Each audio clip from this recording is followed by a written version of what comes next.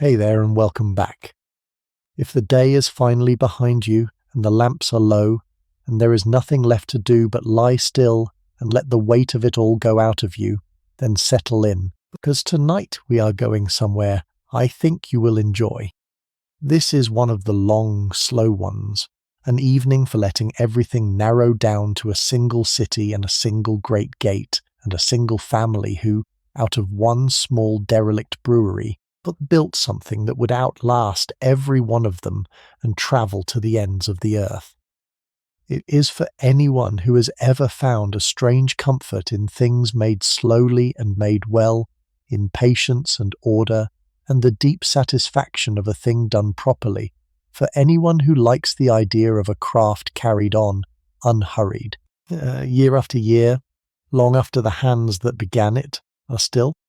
We are going to Dublin, to the old grey city on the river Liffey, on an evening around the turn of the last century, when the place we are bound for had grown into the largest brewery in the entire world, the town within the town, acres of it, breathing steam into the Dublin dusk.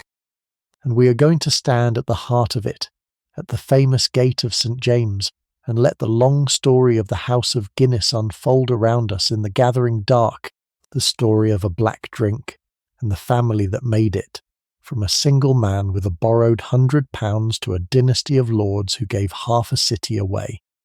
You need do nothing to come. Only breathe easy, and let the room you are lying in soften and recede, and let the years roll back to a gaslit Dublin evening with the smell of roasting barley on the air, and the river running dark to the sea. And here is the thing I want to leave you with as we go in, the small, astonishing fact that sits at the very root of all of it, that the man who began this, a brewer named Arthur Guinness, when he took the lease on that first tumble-down brewery, did not sign it for 10 years, nor for 50, nor even for 100. He signed it for 9,000 years, unless it does not run out until a date so far in the future that the mind cannot hold it, an act of faith in tomorrow so enormous, so quietly mad and magnificent, that it tells you almost everything you need to know about the world we are about to enter. Before we go up to the gate and step inside, let me say a quiet word or two, the way you might pause on a strange street before going in at a door. I always like to know where in the world you are listening from tonight, what city or what country, what kind of dark or what kind of weather is outside your own window, and what the hour has come to where you are, whether it is late with you already, or the evening is only drawing in. And if you would tell me in the comments, I do read them, and there is a real warmth in the knowing of it,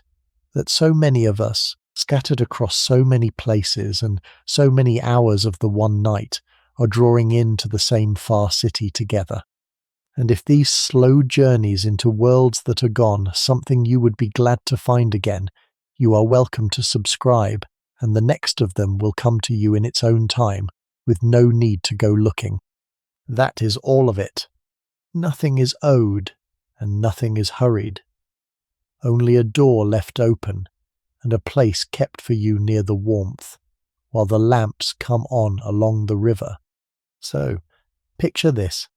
It is the close of a working day in Dublin around the turn of the century, the light going amber and then grey over the rooftops, the famous soft rain of Ireland either just finished or just beginning, the streets shining with it.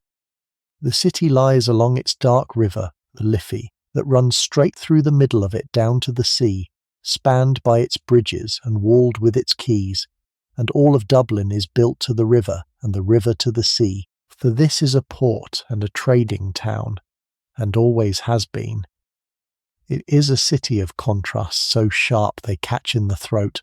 of beautiful Georgian streets, the tall brick houses with their fanlights and their painted doors ranged about the green squares, the elegance of a city that was once the second city of the British Empire,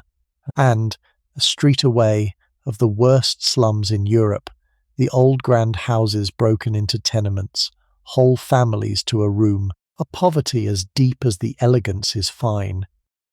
Gulls cry over the quays. The gas lamps are being lit one by one along the streets. Carts rumble homeward over the cobbles. and rising over the western end of the city, over the huddle of the Liberties, the oldest and poorest quarter, there hangs a soft pall of steam and a smell that every soul in Dublin knows in their bones. The warm roasted smell of barley and hops and brewing, the breath of the place we have come to find. For there, covering acre upon acre between the river and the hill, its chimneys smoking, its gates wide, its vast body humming with work even as the day ends, stands the brewery at St. James's Gate,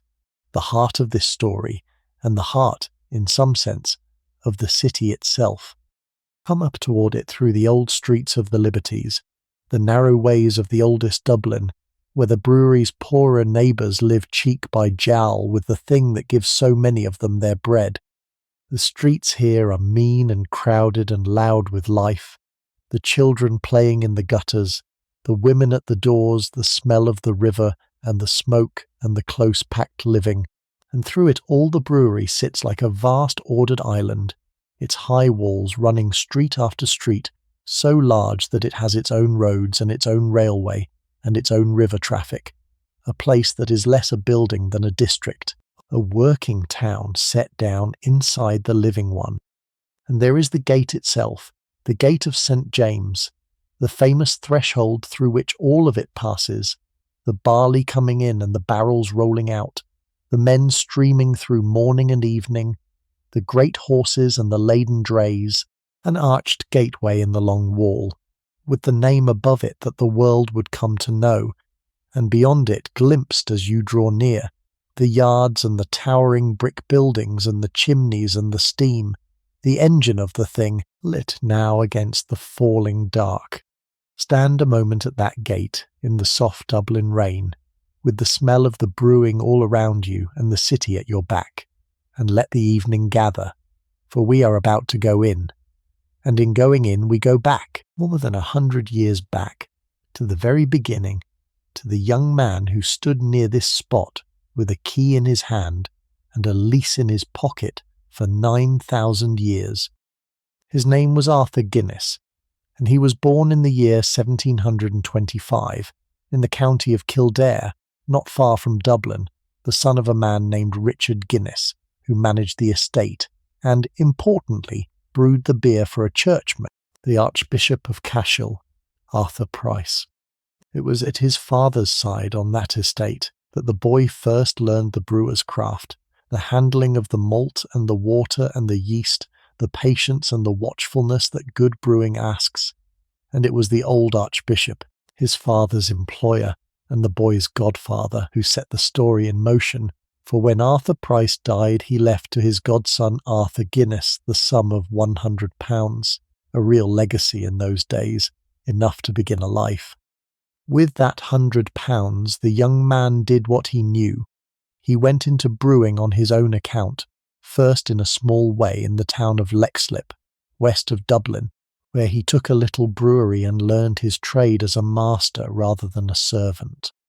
But Leixlip was a small place, and Arthur Guinness was not, it turned out, a small man in his ambitions, and so, in the year 1759, leaving the Leixlip brewery to his brother, he came to Dublin, to the city, to make his fortune at the centre of things, and he found, at the western edge of the old town, at a place called St. James's Gate, a brewery standing idle and half-ruined, disused for years, its equipment decayed, its yards silent. It was not much to look at, that first brewery, 4 acres of neglected ground with a few tumble-down buildings, a copper, a keeve, a mill, a stable for a couple of horses, a derelict little works that a cautious man might have passed by. But Arthur Guinness was not, in this one matter, a cautious man, and he saw something there that others had not. And on the last day of December in 1759, he sat down and signed the lease that has become a kind of legend, for it was a lease, such as men did not commonly sign. He took the place not for a few years, but for 9,000 of them, 9,000 years, at a rent of £45 a year, a rent that would never rise, fixed forever, for a term so long that it reaches out past every empire and every age the mind can imagine. To a year so far ahead, it might as well be never. Whether it was shrewdness or faith, or simply the grand confidence of a man who meant to stay, no one can now say. But there is something in that act, in a young brewer with a borrowed legacy, committing himself and all who came after him to a single patch of Dublin ground for 9,000 years, that has never lost its power to startle, and that set the tone, you might say, for everything the family would become. The long view, the patience, the building of things meant not for a season but for the ages. And so it began quietly enough, on those 4 neglected acres by St. James's Gate. Arthur set the place to rights, cleaned the coppers and mended the buildings and lit the fires under the great vessels, and began to brew ale. At first, the ordinary beer of the country, the trade he knew, sold to the public houses of the growing city. He married in time a woman named Olivia Whitmore, and they had many children, of whom 10 lived to grow up, sons and daughters who would carry the name forward. He prospered, slowly and surely, year by year, the brewery growing, the trade widening, the man becoming a figure of substance in the life of Dublin.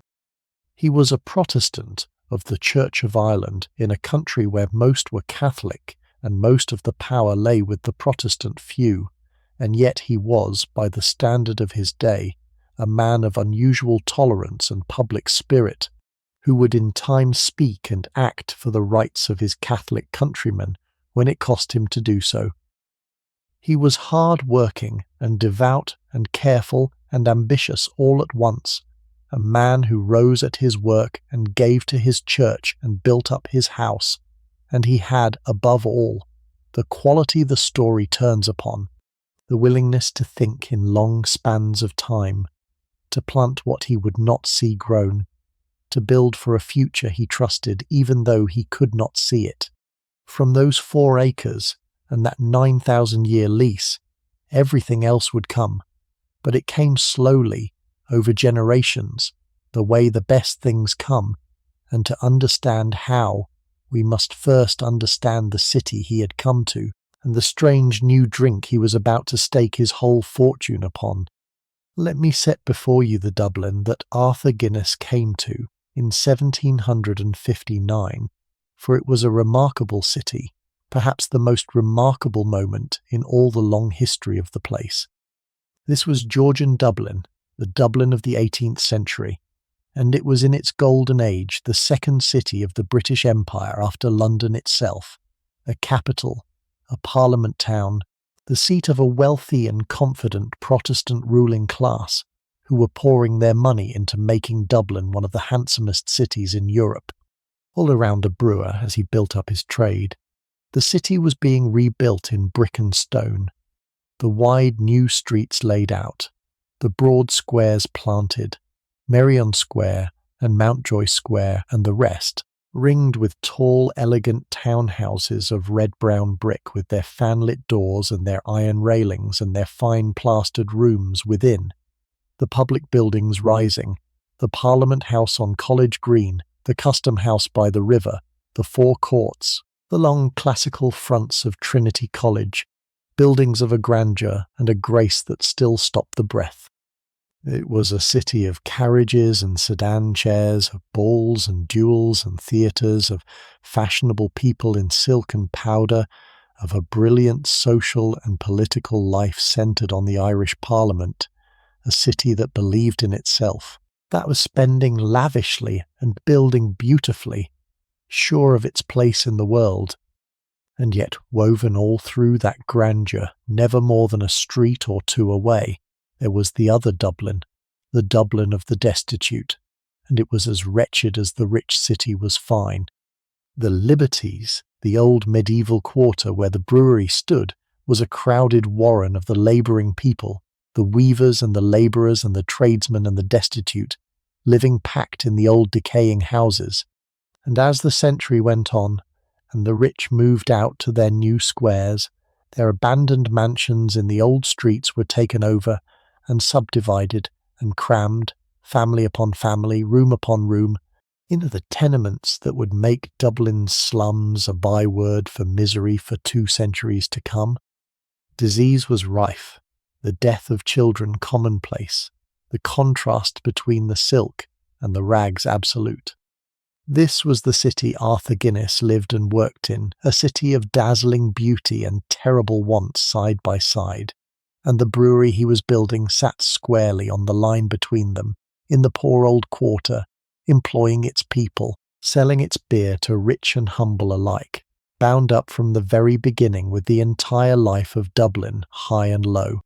It is worth holding both Dublins in your mind as we go on, the gracious and the grim, for the family we are following would in time turn an enormous part of their enormous fortune toward closing that gap, toward housing the families of the very streets their brewery stood among. But that lay far in the future, and in Arthur's day the contrast simply was the city, the beautiful and the broken together, and the brewery growing quietly between them. Now to the drink itself, for here is where the real gamble was made. When Arthur Guinness began, he brewed ale, the traditional beer of Ireland, as every Irish brewer did. But there was a new fashion abroad, a dark beer that had been invented in London earlier in the century and had swept the city there, a strong, well-hopped beer that kept well and travelled well and had become the favourite drink of the London working man, and especially of the porters, the market and street porters who carried loads about the city, so that the beer took their name and was called porter.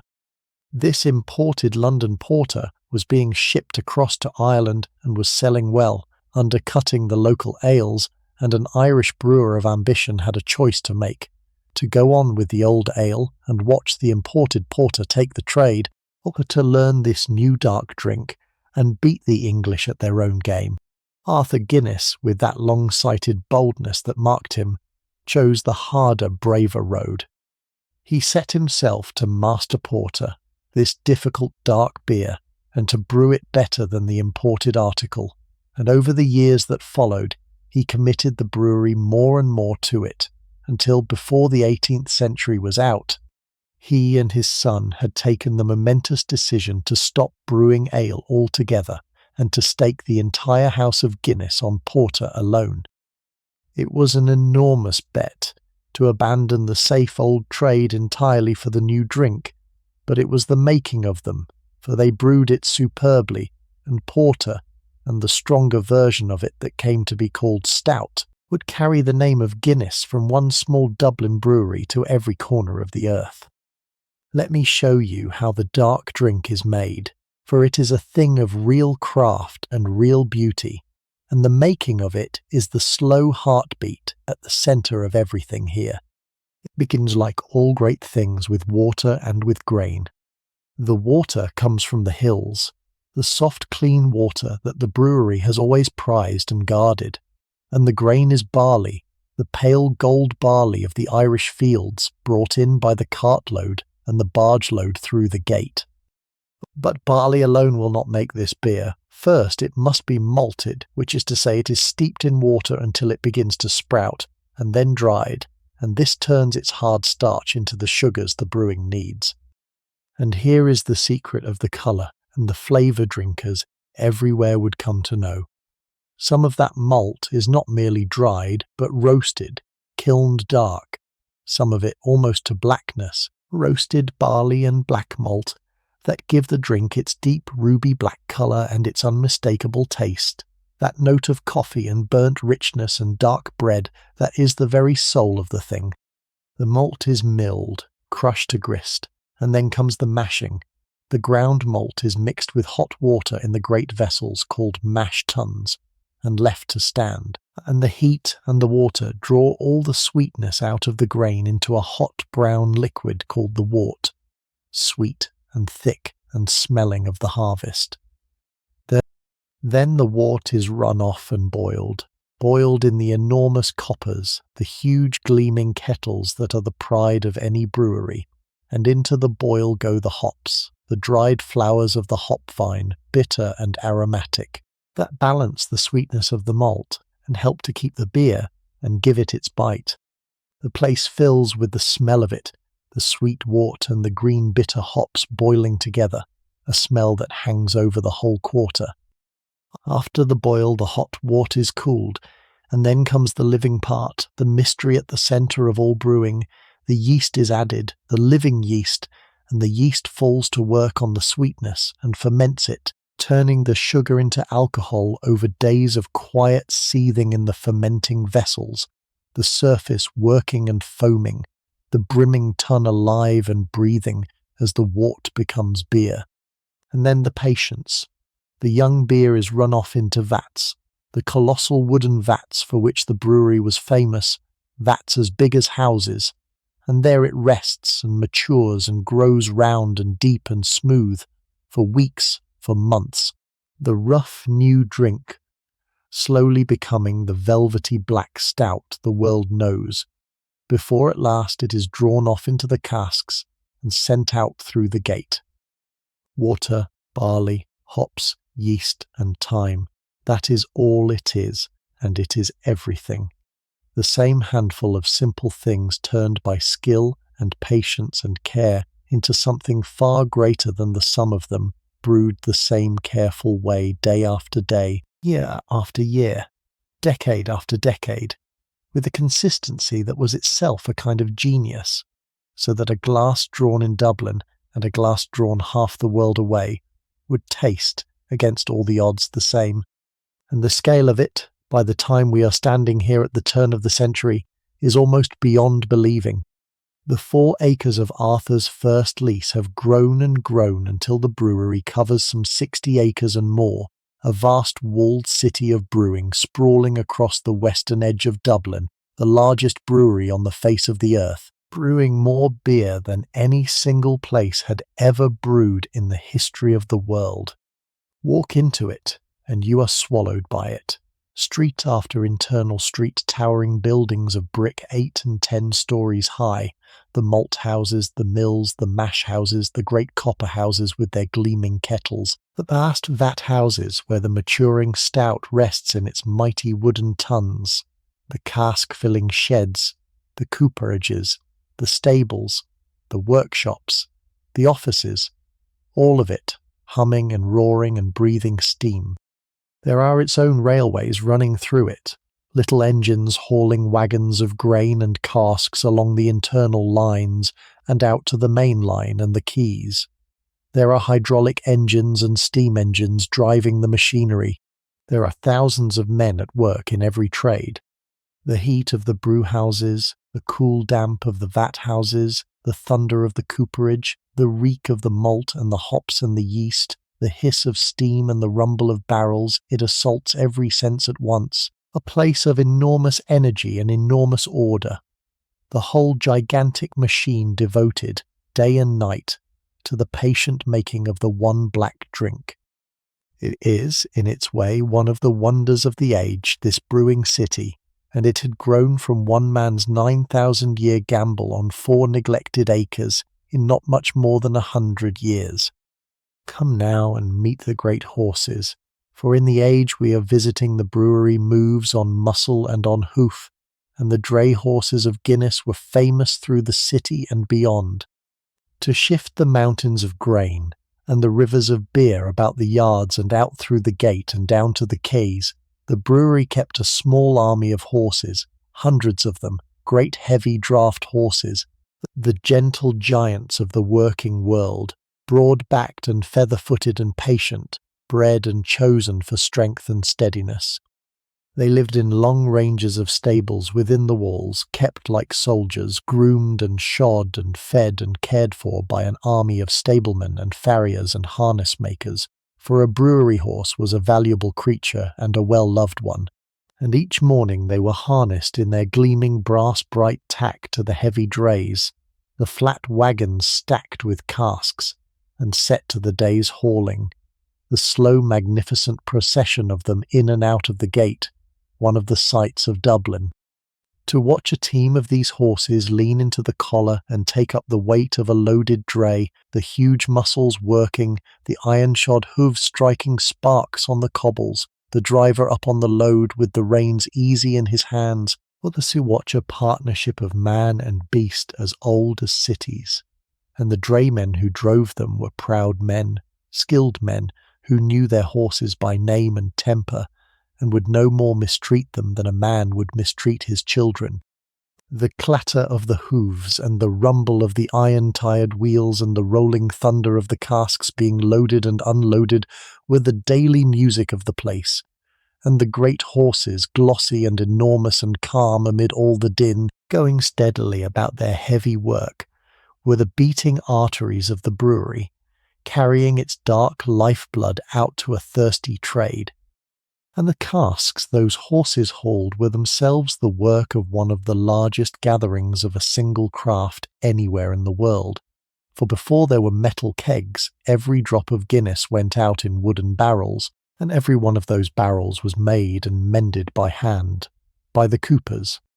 The cooperage at St. James's Gate was a marvel and a roar, a vast workshop where hundreds upon hundreds of coopers plied one of the oldest and most skilled of all the trades, the making of the watertight wooden cask, a thing far harder to do than it looks. A cooper took the seasoned oak staves, shaped each one by eye and hand with the curve and the taper that would let them sit together, raised them up within an iron hoop into the rough barrel shape, and then, by fire and water and main strength, drew them in, and bent them to the belly of the cask, and bound them with the hoops, fashioning from flat planks a vessel curved in two directions at once, strong enough to be rolled and dropped and stacked and to hold its liquid for years without a weep. It was a craft learned over a long apprenticeship, handed master to boy down the generations, and the coopers were the aristocrats of the brewery trades, proud and clannish and well paid, their workshop a thunder of hammering, and the ring of the adze, and the hiss of the steaming wood. Thousands of casks passed through their hands, new ones made and old ones stripped and cleaned and repaired, an endless tide of barrels, and the sound of the cooperage, that steady rhythmic hammering, rang out over the brewery from morning to night, the sound of an ancient craft practised on an industrial scale, the wooden heart of the place. From the cooperage and the cask-filling sheds the beer went out into the world, and the ways it travelled were a story in themselves, for the brewery sat by the river and lived by the river and the sea. The first stage of the long journey was often the most charming. The laden barrels were brought down to the Liffey and loaded onto the brewery's own fleet of barges, low flat boats that carried the casks down the river through the heart of Dublin to the docks at the mouth, gliding under the bridges with their loads, so low and so familiar a sight that they were part of the very face of the city. There was the Grand Canal, too, that ran from Dublin across the country, and by it the beer went inland to the towns of the interior, and grain and supplies came back, and at the docks the casks were swung aboard the sea-going ships, the steamers that carried Guinness across the Irish Sea to England, to Liverpool and Bristol and London, and out beyond, further as the years went on, until the Black Dublin Stout was being shipped to every continent on earth, to the far corners of the empire, and beyond it, a drink brewed by the Liffey and poured under every sky. The brewery built and ran its own ships for the crossing in time, vessels with the family name on their bows, plying back and forth across the sea with their cargoes of stout, and the whole vast operation of moving the beer by barge and canal and rail and ship, from the vat houses of St. James's Gate to a glass raised in a town the brewers would never see, was an engine of trade as impressive in its way as the brewing itself. To stand on a Dublin quay and watch the casks go down the river on the barges and out to the waiting ships was to watch a city's most famous product set off on its travels round the globe, the dark tide flowing out from this one gate to slake a thirst that spanned the world. But of all the things worth telling about this place, the one that does it the most honour is the way it treated the men and women who worked in it. For in an age of harsh employers and brutal factories, the brewery at St. James's Gate was famous, justly famous as one of the best places to work in all the world. To have a job in Guinness, a man would say, was to be set up for life, and it was very nearly true. The wages were higher than almost anywhere else a working man could earn. The work was steady and the place secure, a job that could last a lifetime and pass from father to son. But it went far past wages. The brewery looked after its people with a care that was unheard of in that day. There were pensions for the old, so that a man need not dread his last years. There was free medical care, doctors and nurses, and a dispensary for the workers and often for their families too. There was paid leave and help in sickness and money for funerals and saving schemes and decent canteens with cheap good food. There were sports grounds and reading rooms and bands and outings. A man injured at his work was cared for and not cast off. A widow was not left to starve. A child of the brewery might be helped to school. It was a kind of paternalism, to be sure, a great firm looking after its people from above, but in a world where the poor were so often used up and thrown away, it was a paternalism that lifted thousands of Dublin families out of the worst of want, and gave them security and dignity and hope, and the men who worked there knew it, and were proud, fiercely proud, to be Guinness men. The brewery did not only make a fortune for the family, it made a good life for an army of working people in a city where decent lives were hard to come by, and that, more than all the wealth, is what the place deserves to be remembered for. Let us return for a moment to the founder himself, to Arthur Guinness the first, for he was a remarkable man quite apart from the dynasty he began, and his character set a stamp on the family that lasted for generations. He lived a long life, dying in 1803 at the age of 78, by which time his small gamble had grown into the leading brewery in Ireland, and a great house had been founded. He was all his days a man of deep religious conviction, a devout Protestant who carried his faith into his dealings, and yet in a divided and bitter country he was notable for a tolerance and a fairness that went well beyond his own kind. He was a supporter of Catholic emancipation, the cause of giving the Catholic majority of Ireland their civil rights, at a time when such a stand could cost a Protestant businessman dearly. He was a founder of the first Sunday schools in Ireland, teaching poor children their letters. He gave to hospitals and charities. He sat on the boards of good works. He was, in short, a man who believed that wealth carried with it the duty to do good, and who acted on that belief. He had something of a temper and a great deal of shrewdness and an iron will, the qualities a man needs to build something from nothing, but threaded through them was a genuine public conscience,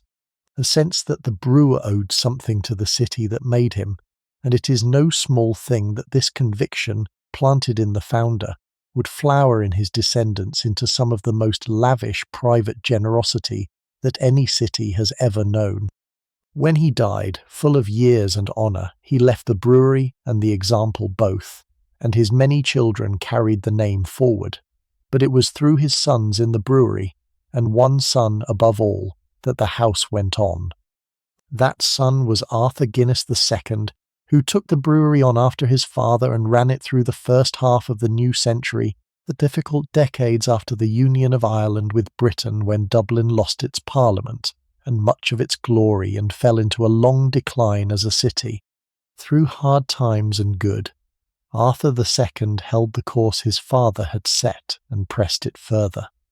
It was in his time that the great decision to brew nothing but porter was carried through to the end, and the brewery committed wholly to the black stout that was its future. He was a careful, capable man of business, less the bold founder than the steady builder, and under his long stewardship the brewery grew and grew, weathering the troubles of the age, widening its trade across Ireland and into England, laying the foundations of the colossus it would become. He was also, like his father, a man of public affairs and good works, a governor of the Bank of Ireland, a figure of weight in what was left of Dublin's public life, a giver to charity, and a steady pillar of his church and his city. He had many children too, for the Guinnesses were a fertile line, and it was through his sons that the brewery passed to the third generation, and it was the grandson of the founder, a man named Benjamin Lee Guinness, who would take the steady, prosperous family firm and turn it, in a single lifetime, into the largest brewery in all the world, and himself into one of the richest and most honoured men in all of Ireland, at Slold. Benjamin Lee Guinness was born in 1798, the year of the Great Irish Rebellion, and he lived until 1868, and into those 70 years he packed an extraordinary rise. He came into the brewery as a young man, and showed at once that he had the founder's boldness joined to his father's care, and under his hand the firm did not merely grow, it leapt. He expanded the trade enormously, pushed the export across the seas, modernised and enlarged the brewery, and drove it past every rival until, by the time of his death, Guinness was the largest brewery in the world, and Benjamin Lee was reckoned the wealthiest man in Ireland. He was made a baronet, Sir Benjamin Lee Guinness, the first title to come to the family. He was elected Lord Mayor of Dublin, the first citizen of the city his grandfather had come to as an unknown brewer. He sat in Parliament. He bought a fine townhouse on St. Stephen's Green and a great country estate, and lived in the style of the nobility his family was becoming. He had taken the prosperous firm of his father and turned it into a giant, and turned the family from rich brewers into one of the first families of the land in a single driving lifetime.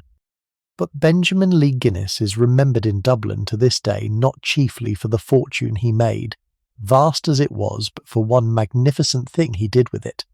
And it is a thing that tells you, better than any account of his wealth, what kind of man he was and what the family at its best believed. For in the heart of the old city stood St. Patrick's Cathedral, the great medieval cathedral of Dublin, the largest church in Ireland, the burial place of Jonathan Swift, who had been its dean, and by the middle of the 19th century it was falling down. Centuries of neglect and damp and decay had brought the ancient building to the edge of ruin, the stonework crumbling, the roof failing, the whole vast fabric sinking toward collapse, and there was no money to save it. And Benjamin Lee Guinness, out of his own private fortune, asked no committee and sought no subscription. He simply paid himself for the entire restoration of St. Patrick's Cathedral, every stone of it, a colossal undertaking that ran for years and cost a fortune, the rescue and rebuilding of one of the greatest churches in the land, entirely at one man's expense.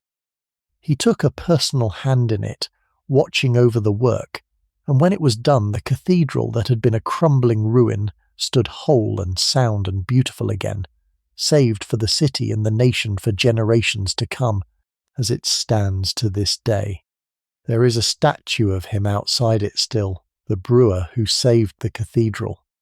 It was an act of breathtaking generosity, and it set the pattern that his son and grandson would follow on an ever grander scale, the conviction running in the family from the founder down that a great fortune was a kind of trust, and that those who had been given much owed much, and that the city which had made them rich had a claim on their riches. The brewer's money, made from the stout sold in 10,000 public houses, raised up again the soaring stone of a medieval cathedral, and there is something fitting and fine in that, the new wealth of trade reaching back to rescue the old beauty of faith, the house of Guinness giving back to Dublin, in stone and grandeur, a measure of what Dublin had given to it. As the brewery grew into a giant, the family rose with it into the very heights of society, and it is worth pausing on the world they moved into, for it was a long way from the 4 neglected acres of the founder. By the later 19th century, the Guinnesses were no longer merely rich brewers. They were aristocracy, or fast becoming it, with their baronetcies and soon their peerages, their seats in Parliament and their place at court. They kept grand houses in the lordly manor. In Dublin they had their mansions on and about St. Stephen's Green, the finest square in the city, among them the splendid house that became known as Iveagh House, knocked through from 2 Georgian mansions into one palatial whole, with its ballroom and its marble and its sweeping staircase, a house fit for the entertaining of viceroys and princes. They moved between Dublin and London and their country estates with the ease of the very rich, mixing in the highest circles, marrying into old titled families, collecting art and building, and giving lavish parties. The descendants of the brewer dined with kings.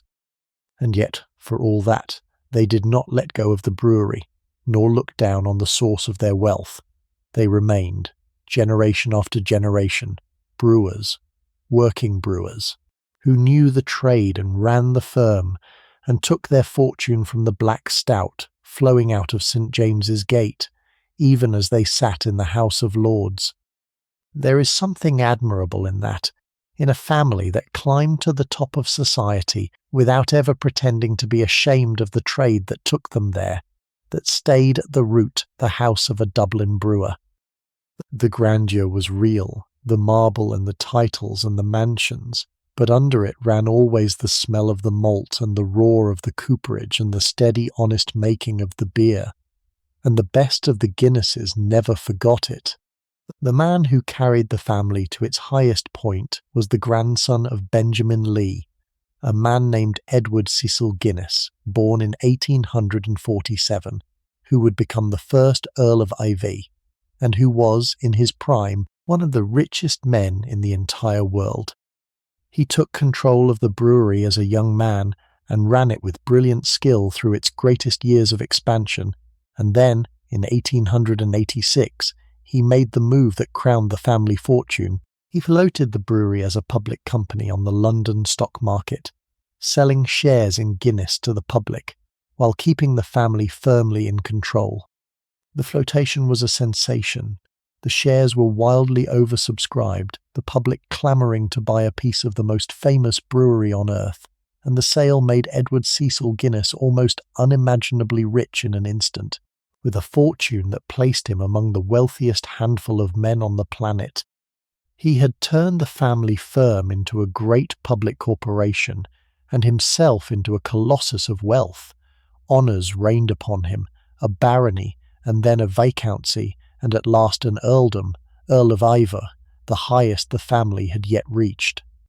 But here again, and this is the thread that runs through the whole story and redeems it, the enormous wealth was matched by an enormous generosity. For Edward Cecil Guinness, Lord Iveagh,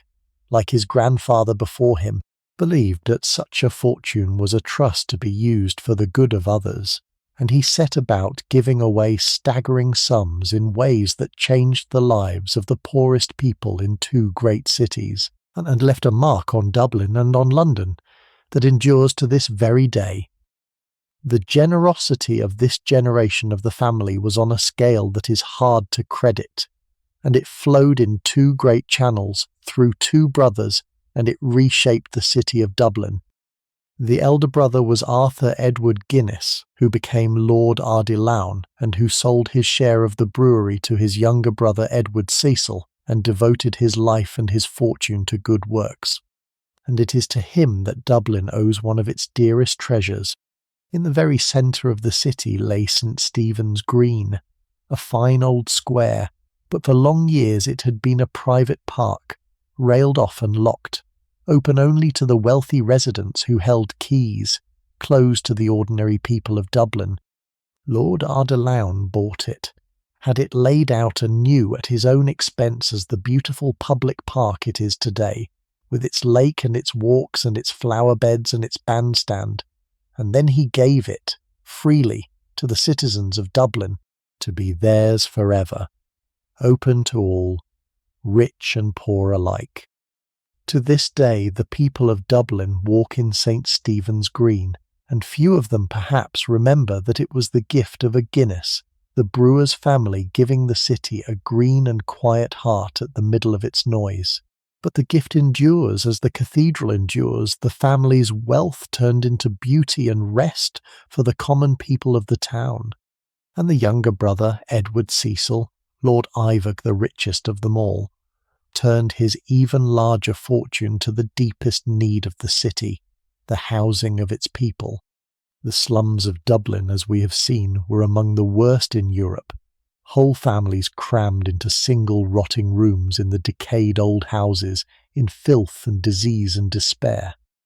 Lord Iveagh founded a great charitable trust, endowed it with an immense sum of his own money, and set it to work clearing the worst of the slums and building, in their place, decent, sound, affordable homes for working families. The Iveagh Trust in Dublin, and a sister trust in London, raised block after block of clean solid dwellings, model flats with light and air and water, let at rents the poor could pay, lifting thousands of families out of the rookeries into homes fit for human beings. He did more. He built public baths where the hard-pressed could wash, a large hostel for homeless men, a play centre for the slum children that they called the Beano, where they were fed and taught and sheltered, gardens and markets and amenities for the quarter around St. Patrick's. He cleared the foul lanes by the cathedral his grandfather had saved and raised in their place the red brick blocks of the Iveagh buildings that still house Dubliners today. It was philanthropy on a princely scale, the systematic turning of one of the age's great fortunes toward the relief of one of its worst poverties, and it transformed the lives of countless families who lived in the shadow of the brewery. Between the two brothers, the one giving the city its green, and the other giving the poor their homes, the family gave back to Dublin, in parks and houses and baths and schools and a rescued cathedral, a fortune's worth of public good. And whatever else may be said of great wealth, the wealth of Guinness in the hands of these men did an enormous quantity of plain human good, and the city is built of it to this day. Poor Rick. The wealth that built homes for the poor of Dublin also built palaces for the family that made it, and the houses of the Guinnesses, scattered across Ireland and England, were among the finest of the age. There was Iveagh House on St. Stephen's Green, the grand Dublin mansion of the head of the family, all marble and gilt and great rooms for entertaining. There was Farmley, out in the green spaces of the Phoenix Park on the edge of Dublin, a handsome country house within reach of the city, with its library and its gardens and its tower. Away to the west, in the wild, beautiful country of Mayo, there was Ashford Castle, by the shores of Lough Corrib, which the family bought and then enlarged, year by year, into a vast, romantic, baronial castle of turrets and battlements set among woods and waters, a fairy tale pile where they fished and shot and entertained in the grand style amid some of the loveliest scenery in Ireland. And across the sea in England there was Elvedon, a sprawling estate in the flat sandy country of Suffolk, which Lord Iveagh bought and rebuilt on a colossal scale, turning it into one of the most lavish country houses in England, famous for its shooting, where the richest men in the land, princes and kings among them, came to be entertained by the brewer's grandson. The descendants of the man who had cleaned out a derelict brewery now kept state in castles and mansions, with their armies of servants and their thousands of acres, and their guests from the very top of society. The climb from St. James's Gate had carried them all the way to the world of the great landed aristocracy, and they lived it to the full. And there is one more house worth the telling, for it carries the family's instinct for generosity right to the end. In his last years, Lord Iveagh bought Kenwood, a beautiful old house on the edge of Hampstead Heath in London, and he filled it, or rather he had already filled his life, with one of the great private art collections of the age, masterpieces by the finest painters who ever lived, Rembrandt and Vermeer and the rest, bought with his fortune, and loved as a connoisseur loves. And when he died in 1927, he left Kenwood and the cream of his paintings to the nation, freely as the Ivag bequest, so that the house and the masterpieces in it should be open to the ordinary public forever, without charge. And to this day, anyone may walk into Kenwood and stand before a Rembrandt that a Dublin brewer's grandson bought and gave away. It is of a piece with everything else, that final gift, the same conviction that had saved a cathedral and made a public park and housed the poor, reaching out one last time to give beauty to the people. The Guinnesses built themselves palaces, yes, and lived like lords, but they gave away, in parks and homes and baths and paintings and a rescued cathedral, more than most lords ever dreamed of giving, and they did it not from what was left over, but on a scale that matched their wealth, as though they had never quite forgotten the founder's old conviction that to whom much is given, of him shall much be required. Apple. Now let me take you through a single day at the brewery in its prime, from the dark before dawn, so that you feel the rhythm of the place that all this wealth was built upon. It begins before the light, for brewing never truly sleeps. The night men have kept the fires and watched the fermenting vats through the small hours, and as the first grey comes up over Dublin, the day shift begins to stream in through the gate. Thousands of men, the brewers and the maltsters and the coopers and the draymen and the labourers, pouring in from the streets of the Liberties and beyond, clocking on to their trades. The malt houses wake, the grain steeping and turning, and the mills begin to grind. The mash tuns are charged with the hot liquor and the grist, and the sweet steam rises. The coppers come to the boil with their loads of wort and hops, and the smell of the brewing rolls out over the waking city. In the cooperage, the hammering starts up and runs all day. The horses are harnessed, and the first drays roll out through the gate into the morning streets. The vat houses stand cool and dim and patient, the maturing stout resting in its towering tuns. All day the work flows on, charge after charge, the wort made and boiled and cooled and pitched with yeast and set to ferment, the matured beer drawn off into the casks rolled and loaded and sent out, the endless tide of grain coming in and beer going out, 10,000 tasks meshing together like the parts of one enormous engine. And as the light fails again, the day shift streams back out through the gate, and the night men take over, and the fires burn on, and the vats work on in the dark, for the brewing never stops, and the whole vast place, lit against the night, hums on through the hours of sleep, patiently making, as it has made every day for more than 100 years, the dark drink that is its reason and its life.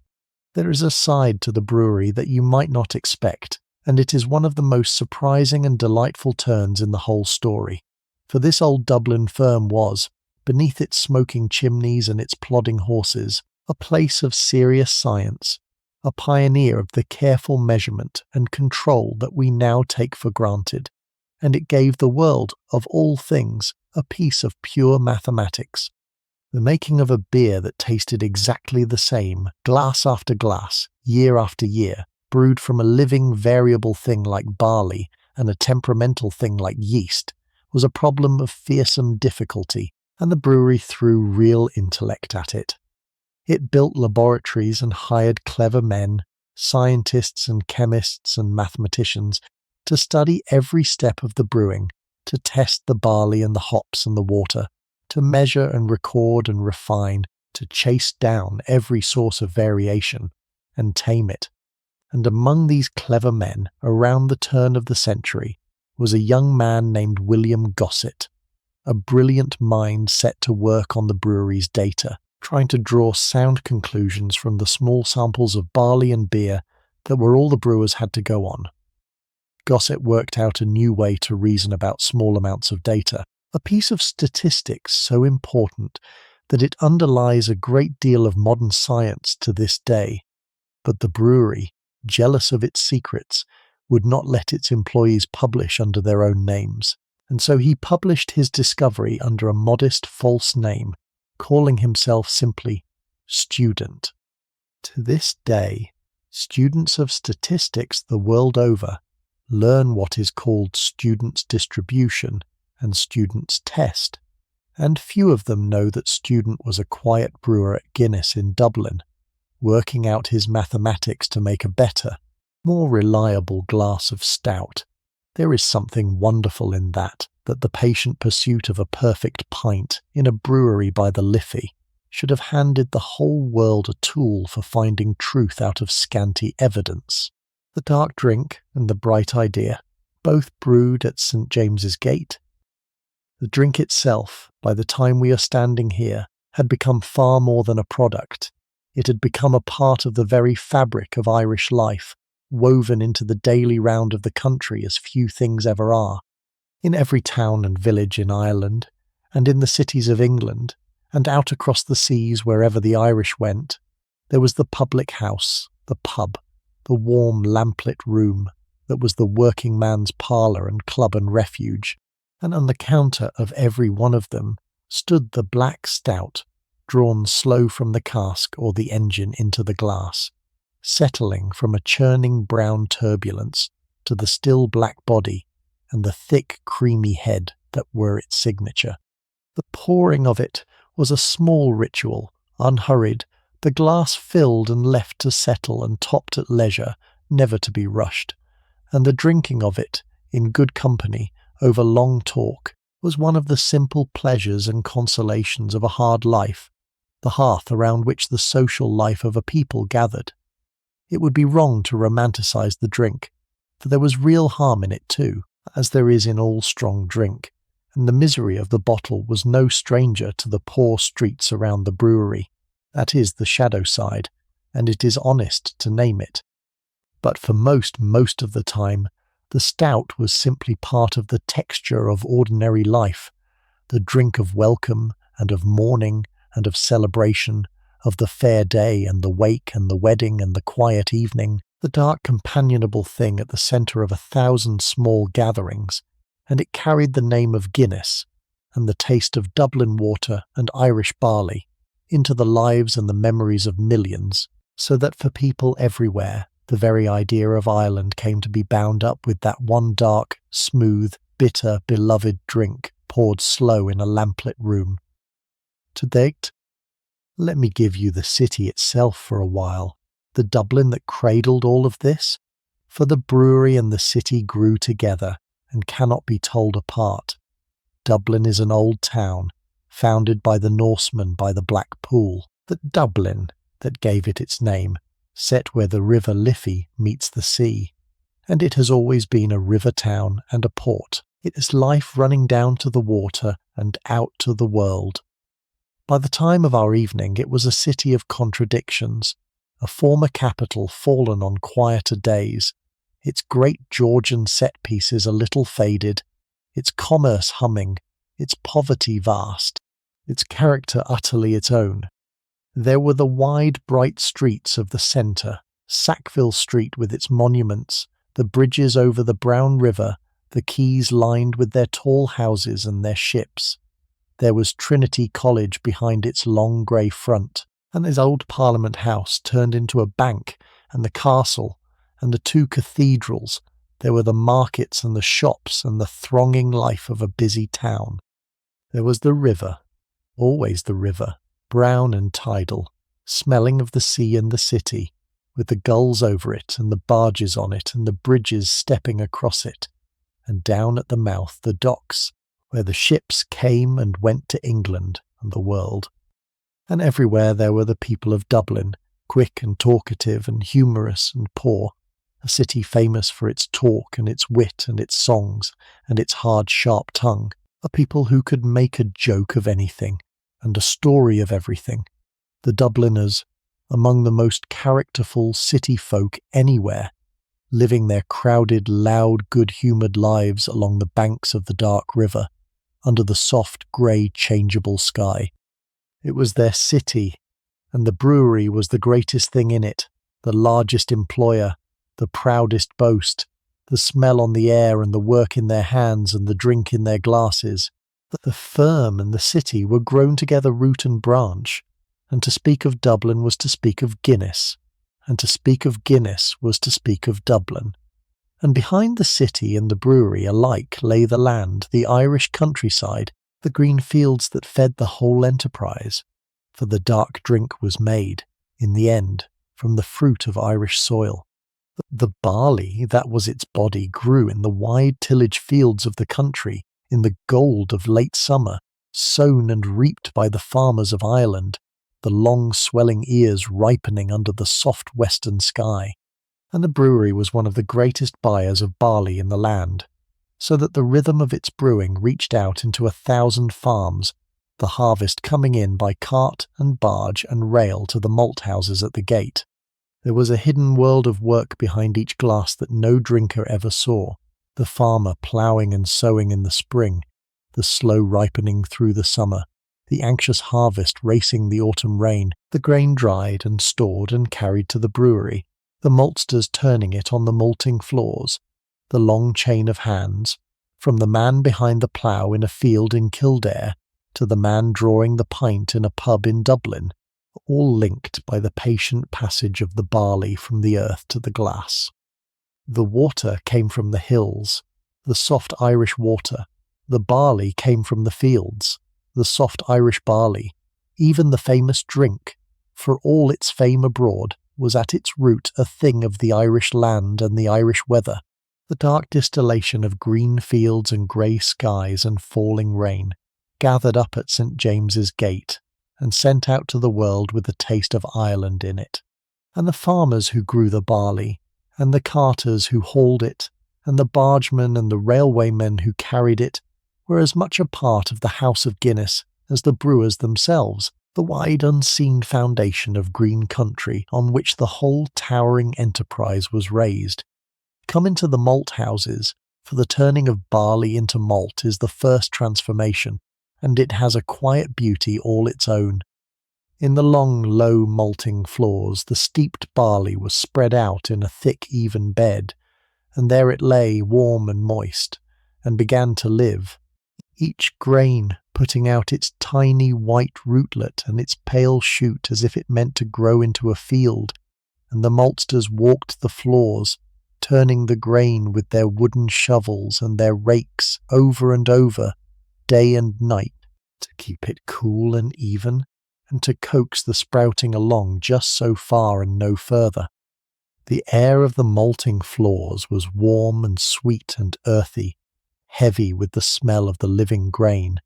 and the work was patient and skilled, the maltster judging by hand and eye and nose the exact moment when the barley had sprouted enough, when its hard starch had turned to the soft sweet stuff the brewing needed, and at that moment the grain was rushed to the kilns and dried, the sprouting stopped, the malt made. Some was dried gently to a pale gold, and some was roasted hard and dark in the kilns, to make the black malt that gave the stout its colour and its burnt rich savour. It was an old, old craft, the malting, older than brewing itself almost, and to walk the warm, sweet floors among the beds of living barley, with the maltsters moving slow and steady at their turning, was to stand at the very first step of the long patient road from the field to the glass, and come, last of all the working places, into the vat houses, the most awesome and the most peaceful rooms in all the brewery, for these were the cathedrals of the place. Here, in vast dim halls, stood the maturing vats, the towering wooden tuns in which the young stout was laid down to rest and ripen, vessels of an enormous size, some of them holding beer enough for a small town, ranged in their solemn rows like the pillars of a church, rising up into the shadows of the high roof. After all the heat and roar of the brew houses and the cooperage, the vat houses were cool and dim and almost silent, filled only with the faint working sound of the maturing beer and the deep sweet smell of it, a hush like the hush of a great library or a still cathedral, where the work that went on was the slowest work of all, the work of time. For here nothing was done but waiting. The beer lay in the enormous tuns for weeks and months, quietly growing smooth and round and deep, the rough edges falling away, the flavours marrying, the young harsh drink becoming the velvety stout that would go out into the world, and there was nothing for the men to do but watch over it and let the time do its work. To stand in a vat house in the cool dimness among those mighty wooden vessels, with the smell of the maturing stout all around, and the faint patient sounds and the high-shadowed roof above, was to feel the deep heart of the brewery's patience, the long, slow ripening at the centre of all the noise and hurry, the reminder that the best things cannot be rushed, that some things take exactly the time they take, and no less, and that at the still centre of even the largest and busiest enterprise on earth there must be a place of waiting, where time is simply allowed to pass, and to do its quiet work unhurried, in the dim. On every cask and every label and every gateway there was a sign, a mark known by now the wide earth over, and it was the harp. For the family took as its emblem the Irish harp, the ancient symbol of Ireland itself, and stamped it on everything they made. It was modelled on a particular harp, a worn and beautiful medieval instrument kept in Trinity College in Dublin, said by legend to have belonged to an old Irish king, and that graceful curved shape, the harp, became the badge of the brewery, registered as one of the very first trademarks in the land, carried out across the seas on the dark stout until it was one of the best known marks anywhere. There is a fine irony in it, and a fitting one. When Ireland came at last to choose an emblem for its own state, it too chose the harp, the same ancient national symbol, and so that the brewery's harp and the nation's harp should be told apart, the state turned its harp to face the other way. The brewer's harp looks one way, and the country's harp looks the other. The two of them mirror images, the commercial mark and the national arms, and there is no neater little emblem of how completely the house of Guinness had grown into the very identity of Ireland, so that the country and the firm reached for the same symbol and had gently to distinguish themselves. But below the harp on every label ran the name, plain and proud, and the founder's own signature, Arthur Guinness, copied from the hand of the man who had signed that 9,000-year lease so long before, so that the name of the founder went out on every bottle to the far corners of the earth, his signature travelling where he never could, more than a century after his death. The brewery had become by this time one of the marvels of the age, a thing that people came from far away simply to see, as they might come to see a cathedral or a great work of engineering. Distinguished visitors to Dublin asked to be shown over it. Travellers wrote accounts of it. It featured in the guidebooks as one of the sights of the city, this vast ordered town of brewing, with its towering buildings and its little railways and its rivers of dark beer,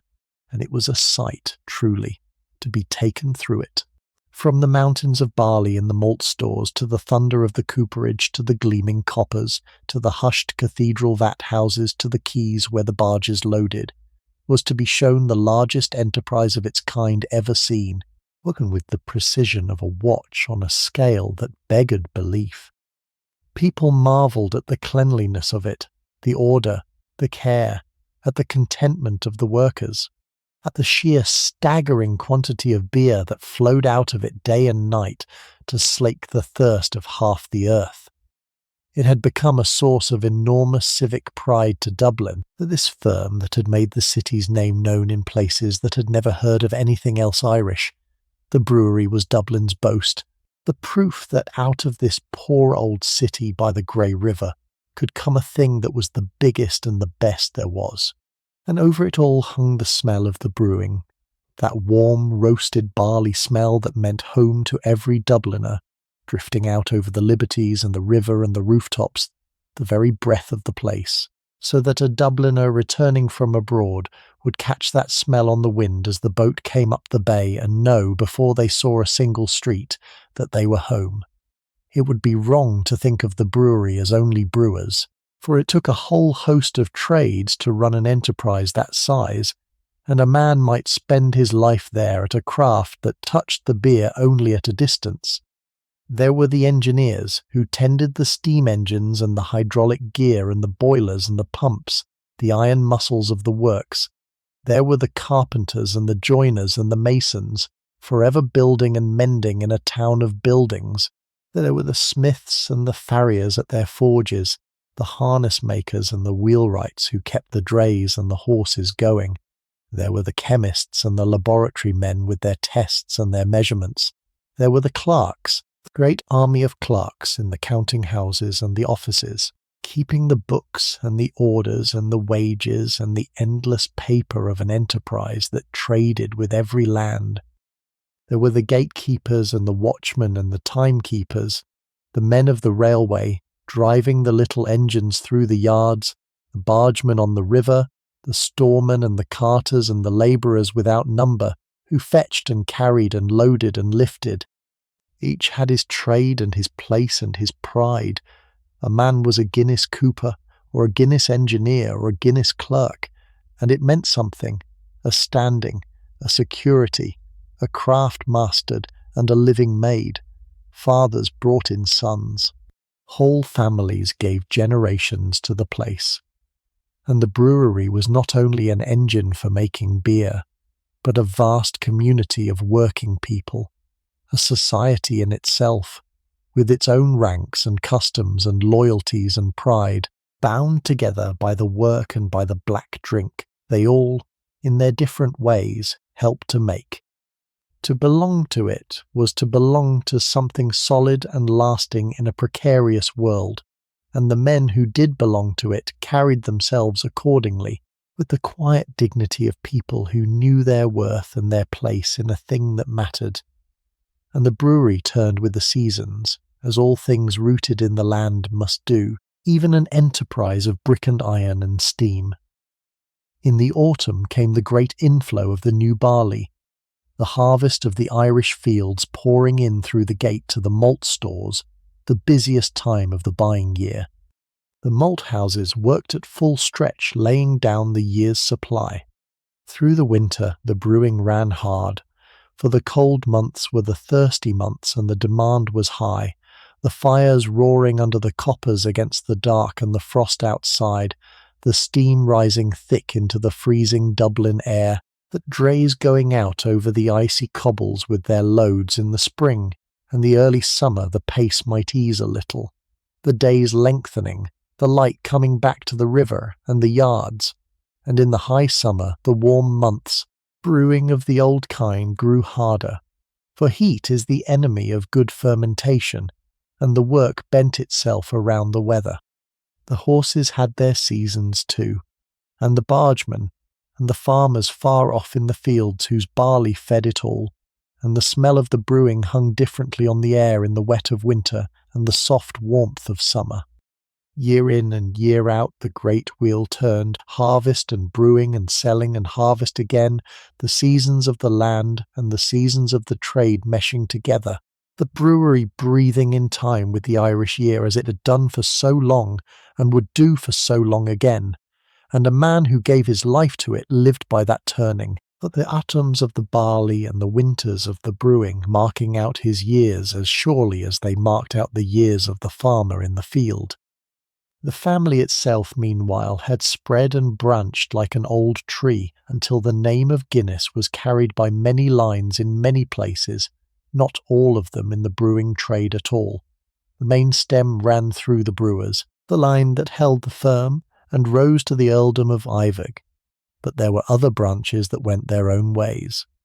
One line went into banking and finance, founding a bank that bore the name and dealing in money rather than malt, prospering in its own right in Dublin and London. Others went into the church, into the army, into politics and public life, into the learned professions and the life of the land. The descendants of the brewer married into the old titled families of Ireland and England and beyond, and the blood and the name spread out through the aristocracy and the gentry of 2 countries and more. There came to be Guinnesses who had never seen the inside of a brewery, who lived as country gentlefolk or as figures of fashion or as members of Parliament, far from the smell of the malt,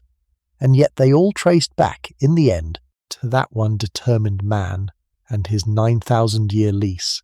the founder from whom the whole spreading family descended.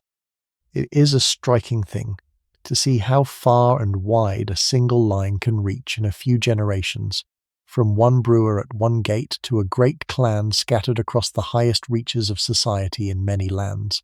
But the root of it all, the thing that made it possible, was always the dark drink flowing out of St. James's Gate, the patient engine by the Liffey that turned barley and water into the fortune that lifted a whole family, branch by branch, into the front rank of the age. Let me take you down to the river again, to the bargemen, for theirs was one of the pleasantest sights of the brewery's day, and one that the city loved. The brewery's beer barges plied the Liffey through the very heart of Dublin, low broad craft laden with casks, carrying the stout down from the gate to the deep water docks where the sea-going ships waited, and the bargemen who worked them were a breed apart, rivermen, who knew the moods of the tidal Liffey, its rising and falling, its currents and its bridges, as the draymen knew the streets. Down the brown river the laden barges went, riding low under their cargo, sliding beneath the many bridges of the city, so low in the water, and so close beneath the arches that, the story went, a bargeman had to duck his head as he passed under, and the Dubliners on the quays and the bridges would watch them go, the barges full of barrels gliding down through the middle of the town, as ordinary and as beloved a sight as the gulls and the ships and the brown water itself.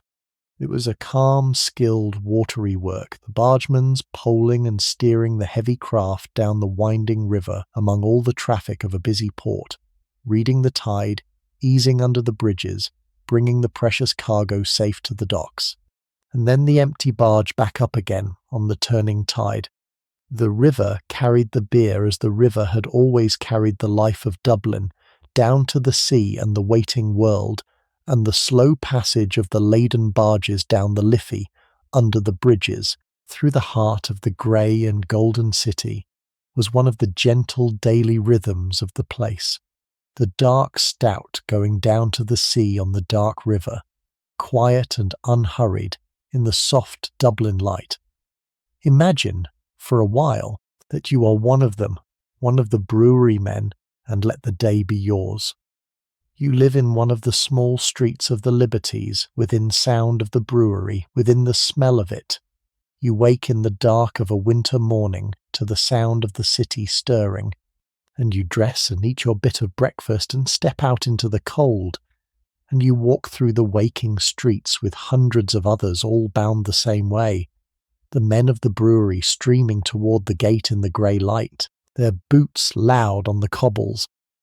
You pass in through the gate that you have passed through 10,000 times, with a nod to the gateman, and the great place takes you in, and you go to your own station in it, to your trade, to the work you have done so long you could do it sleeping,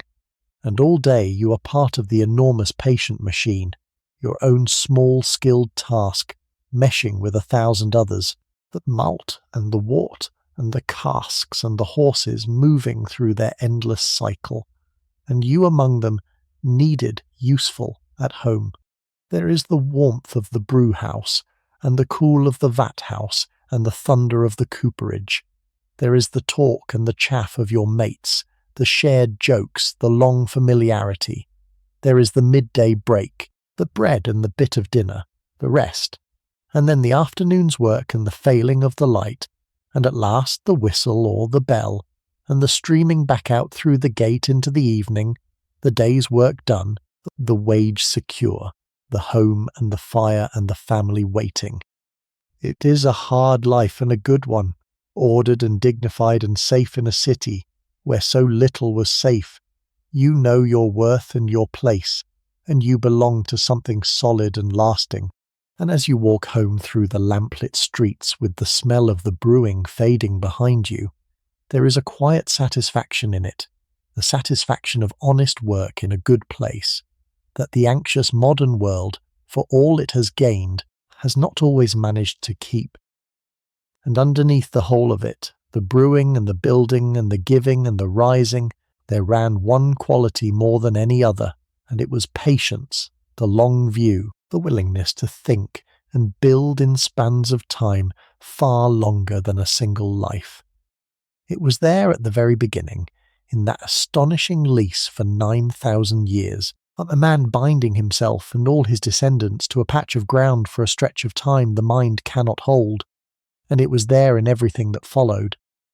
It was there in the brewing itself, in the slow maturing of the stout in the silent vat houses, the months of patient waiting that no haste could shorten. It was there in the building of the trade, generation by generation, the founder content to lay foundations he would not live to see built upon, each Guinness handing on to the next a holding larger than he had received. It was there in the philanthropy, in the building of houses and parks and the saving of a cathedral, gifts meant not for a season but for the centuries, given to a future the givers would never see. The whole house of Guinness was built on the long view, on patience, on the deep, unhurried confidence that good work made well and given freely would endure. And there is a lesson in that for an age like ours that wants everything now and builds nothing to last. To plant what you will not see grown, to make something slowly and make it well, to build for a future you must trust because you cannot see it, to give to those who will come after. That was the secret quality of the house by the gate, the patience that ran through all of it, like the deep current of a river, and it is, perhaps, the quietest and the truest thing they have to teach us, lying here in the dark so long after they are gone. Follow a single glass, if you like, all the way to its end, far from Dublin, for that is where the long chain finishes. The barley grew in a field in the Irish Midlands and was harvested and malted and brewed and matured and racked into a cask at St. James's Gate. The cask went down the river on a barge and across the sea in a ship and inland by rail and cart, and came at last to some small public house in a far town, in England, in Africa, in the Indies, in a port at the edge of a map. And there, of an evening, a man comes in out of the weather, a working man like the men who made it, and he asks for a glass of the black Irish stout, and the publican draws it slow and lets it settle and sets it before him, the black body and the pale head, and the man lifts it and drinks, and is comforted, and rests a while, far from Ireland, with a little of Ireland in his glass. He knows nothing of the field or the brewery or the barge or the ship. He knows only that the drink is good and deep and smooth, that it eases the day, that it tastes of somewhere far away. And in that glass, raised in a strange town at the edge of the earth, the whole long patient labour comes to its quiet end and its quiet purpose. The field and the harvest, the malting and the brewing, the maturing and the cooperage, the barge and the ship, the founder's gamble and the family's care and the labour of 10,000 hands, all of it gathered at last into one good glass that gives one tired stranger an hour's ease at the end of his day. That was the point of all of it in the end, under the fortunes and the philanthropy and the grandeur, one good glass, made with care, carried far, raised in comfort, the dark drink doing its small kind work in 1,000 lamplit rooms across the face of the earth, every night, for longer than anyone can remember. The family in its prime lived a social life as glittering as anything the age could show, and it is part of the picture, the brilliant entertaining at the great houses, the world of the late Victorian and Edwardian rich at its most splendid. At Elvedon and at Iviga House and at the castle in the west, the family kept open house in the grandest manner. There were the shooting parties in the autumn, the guns out across the Suffolk Heath, the bag enormous, the guests, the cream of society.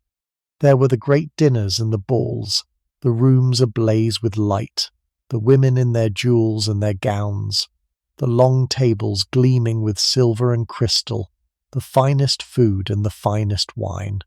and of course, the family's own black stout taking its honoured place among the clarets and the champagnes. Kings and princes came to be entertained.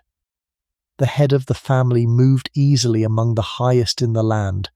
a friend and host to royalty, his wealth and his hospitality opening every door. It was a world of enormous luxury and enormous formality, of servants in their dozens, of a manner of living so far above the ordinary as to be almost a different order of existence. The descendants of the Dublin brewer had become, in the space of a few generations, the equals and the intimates of the oldest and grandest families in the kingdom, and they entertained on a scale to match. And yet even here the old thread held. The fortune that paid for the silver and the shooting was the same fortune that built the homes for the poor and saved the cathedral and gave the city its park. And the best of the family never forgot, even amid the splendour, that it had all come from the stout and the patient gait and the labour of the working men of Dublin, and that much was therefore owed. It is worth lingering a moment on the old quarter that the brewery stood in, the Liberties, for it was the soul of working Dublin, and the brewery was woven into its very life. The Liberties was the oldest part of the city outside the medieval core, a dense warren of narrow streets and old houses and small trades, the home of the weavers and the brewers and the distillers and the dealers and the poor, a quarter with its own fierce character and its own deep pride. It was poor, often desperately poor, its old houses crowded and crumbling, but it was intensely alive, loud with the cries of the street sellers and the games of the children and the talk of the women at the doors, rich in song and story and sharp Dublin wit, a true community packed tight into its old streets. And the brewery sat in the midst of it like a great heart, employing its men, scenting its air, dominating its skyline, the one vast, solid, prosperous thing in a quarter of hardship. The smell of the brewing was the breath of the Liberties. The brewery whistle marked its hours. The brewery wage fed a great part of its families. The grand family in their mansions and the poor of the Liberties in their tenements were bound together by the brewery as closely as two ends of a single rope, the wealth of the one drawn from the same gate that gave the bread of the other. And when the family turned their fortune to housing the poor, it was these very streets, the streets around their own gate, that they rebuilt. The Liberties and the brewery were one story, the grand and the humble together, the dark drink and the bright fortune rising out of one of the poorest quarters of one of the poorest cities in Europe, and lifting a part of it at least into something better. Let me give you the brewery through the senses for a while, for it was a place that worked on all of them at once, and to remember it rightly you have to feel it as well as see it. There was the smell, first and last and always, the scent that was the very signature of the place, the warm roasted scent of the malt, like coffee and burnt bread and something deeper, mingled with the sweet, thick reek of the boiling wort, and the green resinous bite of the hops, and under it all the faint yeasty breath of the fermenting beer, a smell rich and heavy and unmistakable that soaked into the clothes and the hair of every man who worked there and hung over the whole quarter of the city like a roof. There was the sound, the enormous layered sound of it, the deep hum and throb of the engines, the hiss and sigh of steam, the rumble and clatter of the casks rolling, and the iron wheels on the cobbles, the ring and hammer of the cooperage going on, the clop of the heavy horses, the shouts of the men, the whole place roaring softly like a living thing. There was the touch of it, the heat that struck you entering the brew house, the clammy cool of the vat house, the wet of the washing down, the grain running through the fingers, the weight of the work. There was the sight, the gleam of the vast coppers, the dim cathedral spaces of the vat houses, the mountains of pale grain, the dark rivers of beer, the towering brick buildings, and the smoking chimneys against the changeable Dublin sky.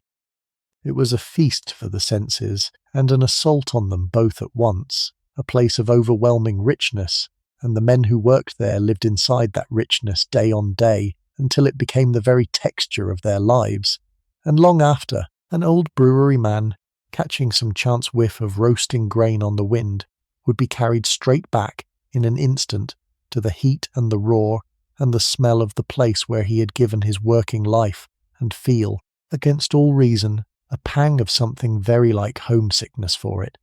And what became of it all, you may wonder, of this towering enterprise and this risen family?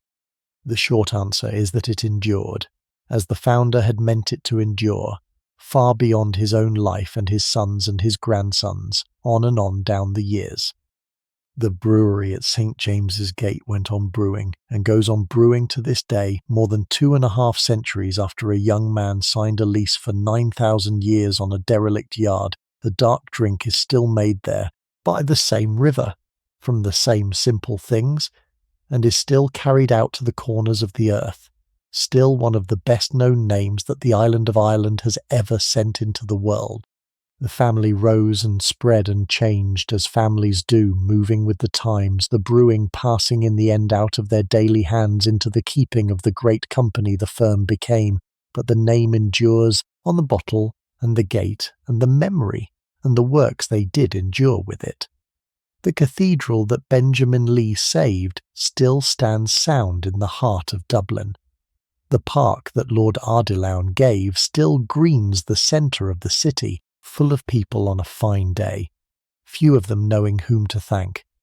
The homes that Lord Iveg built for the poor still shelter Dubliners, the solid red brick blocks still standing, still lived in, more than a century on.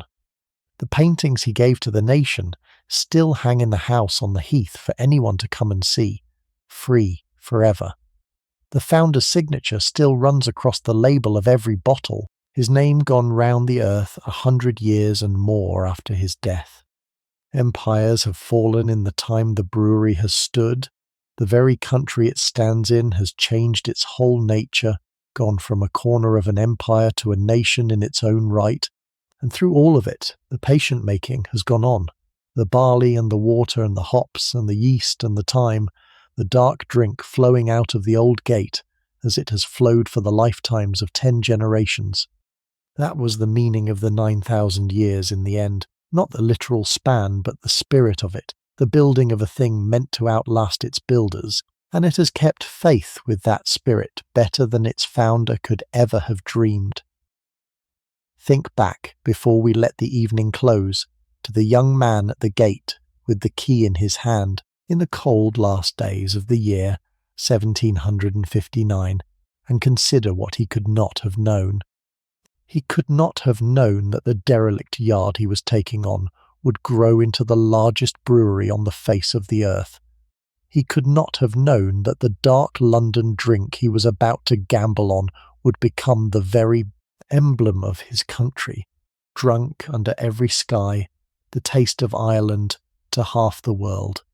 He could not have known that his descendants would be earls, that they would dine with kings, that they would give a city its park and its homes and its rescued cathedral,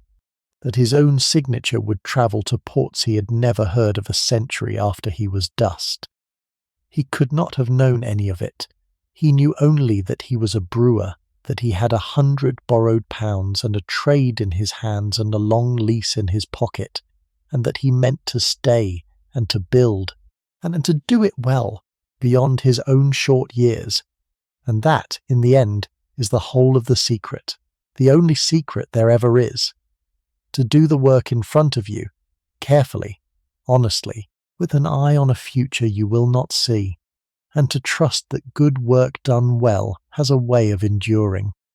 He did the work, and it endured beyond all reason and all expectation, and there is a quiet salute owed across all the years to that careful, stubborn, far-sighted man, and to the line that came after him, and to the numberless working people whose hands actually made it, the maltsters and the brewers and the coopers and the draymen and the bargemen, whose names are all forgotten, and whose labour is in every glass. They are all gone now, every one of them,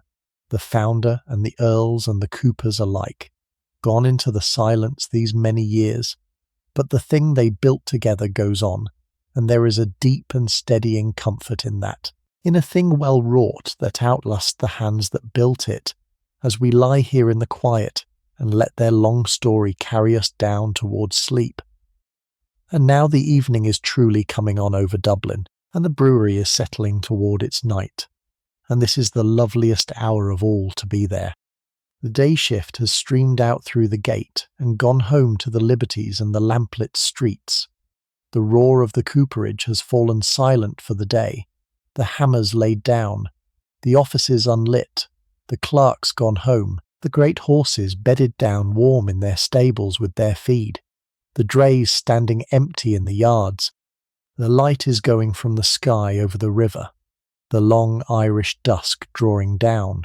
grey and then violet and then dark, and one by one the lamps come on across the city and along the quays, and their reflections lie in the black water of the Liffey. But the brewery does not sleep, not wholly, for the brewing never wholly stops. In the brew houses a night shift tends the slow work, the fires kept in, the wort moving through its stages. In the vast dim vat houses, the maturing stout rests on, working its slow change in the dim, needing nothing but time. The watchmen go their rounds with their lanterns through the silent yards, between the towering black buildings, under the few burning windows. The smell of the brewing still hangs on the cooling evening air, fainter now, drifting out over the quiet streets where the workers sleep, and over it all the night comes down, soft and deep and easy, over the brewery and the Liberties and the river and the whole grey city, the same kind night that has come down over Dublin every evening for 1,000 years and more, and the place that has worked so hard all the long day breathes slower now, and rests, as far as it ever rests, under the stars and the drifting Irish cloud, waiting for the dawn and the gate and the streaming men and the beginning of it all again. If you look for the single thread that runs through the whole long story, from the founder to the earls, the thread that holds it together and lifts it above a mere tale of money made, you find it in an idea, an old and serious idea, that wealth is a trust. It was there in Arthur, the first, the devout brewer, who taught poor children their letters, and spoke for the rights of his Catholic neighbours when it cost him to do so, and who believed, in the marrow of him, that a man who prospered owed a debt to the community that let him prosper. It passed down the line like an heirloom, that conviction gathering force as the fortune grew, so that Benjamin Lee, when he had made himself the richest man in Ireland, spent a fortune saving a cathedral for the city, and Lord Ardilaun gave the people their green, and Lord Ivier poured out millions to house the poor and heal the sick and shelter the homeless and feed the slum children. It was not perfect, and it was not pure. There was pride in it, and the pleasure of being seen to give, and the comfortable knowledge that a man may give away a great deal and still keep more than enough. But set it against the ordinary behaviour of the very rich, in that age or any other, and it shines, for here was one of the largest fortunes ever made, turned again and again, deliberately and on a princely scale, toward the plain relief of human suffering and the plain increase of human good. The family believed that they held their wealth in trust for the city that made them, and they acted on it, generation after generation, until the streets of Dublin were stamped with their giving, the park, and the homes, and the baths, and the cathedral, all the visible signs of an invisible conviction. And if you wanted to teach a child what is best in the idea of stewardship, that to be given much is to owe much, you could do worse than to walk that child through Dublin and show them what the brewer's family did with what they had. That is the thread, the conscience under the commerce, and it is why this is at bottom a warm story and not a cold one, a story you can rest easy inside of, here in the quiet of the night. Let me give you one life, an ordinary life, to stand for all the thousands, for the story is too apt to be told in founders and earls, and the truth of it lived in the working men. Picture a boy, born in the Liberties in the middle of the last century, in one of the crowded streets within smell of the brewery, the son of a brewery man before him. He grows up with the place in his blood, the whistle marking his days, the smell on the air, his father coming home tired and content, and at 14, or younger, he goes in at the gate himself, taken on as a boy, set to learn a trade, perhaps the cooperage, that proud, loud craft, apprentice to a master who is hard on him and teaches him everything. The years pass, and the boy becomes a journeyman, and then a master cooper himself, sure-handed, raising and binding the casks by feel, one of the aristocrats of the yard. He marries a girl from the next street, and they take one of the sound new flats the family built, with its light and its water, a palace after the room his parents reared him in. Children come, and some are lost, as children were, and some grow, and one of his own boys, in time, goes in at the gate to learn a trade, the third of the line to do it. He works his 40 years and more, through good times and hard, never wanting for work, cared for when he is sick by the brewery doctor, his children helped to their schooling, and at the end of it there is the pension, unheard of luxury, so that his last years are not the terror of the workhouse that they would have been anywhere else, but a quiet ease, a chair by the fire, a glass of an evening, the lack retirement of a man who gave his life to a good place and was not thrown away at the end of it. He dies at last, an old man, in his own bed, his grandchildren around him, the brewery still roaring beyond the rooftops as it roared the day he was born. An ordinary man, one of thousands, whose name no history records, but whose whole life was steadied and dignified and made bearable by the great patient place at the gate, and who was, to his last breath, proud to have been a Guinness man. The brewery governed the hours of the quarter the way a cathedral governs the hours of a close, and the whole life of that part of Dublin moved to its rhythm. The horn or the bell that called the shifts marked the day for everyone within earshot, not only the men who worked there. The women set their cooking and their washing by it. The children knew school was near when the brewery sounded. The publicans of the Liberties knew their busy hour by the streaming out of the men. The smell of the brewing told the time of the brewing day. The traffic of the drays through the streets told the hour. The smoke of the chimneys was the breath of the neighbourhood, and on the rare day the brewery was quiet, a holy day or a stoppage. The silence felt strange and wrong, as if the heart of the place had skipped a beat, and the care the firm took of its people reached out into that quarter in 100 quiet ways that never made the histories. There was the dispensary, where a sick child of a brewery family could be seen by a real doctor and given real medicine, free, in a city where the poor commonly sickened and died untended. There was the nurse who came to the homes. There was the help in a hard confinement, the bit of money at a death, to keep a family from the shame of a pauper's burial, the coal in a bitter winter, the basket sent round in sickness. None of it was charity exactly, for the men had earned it by their work.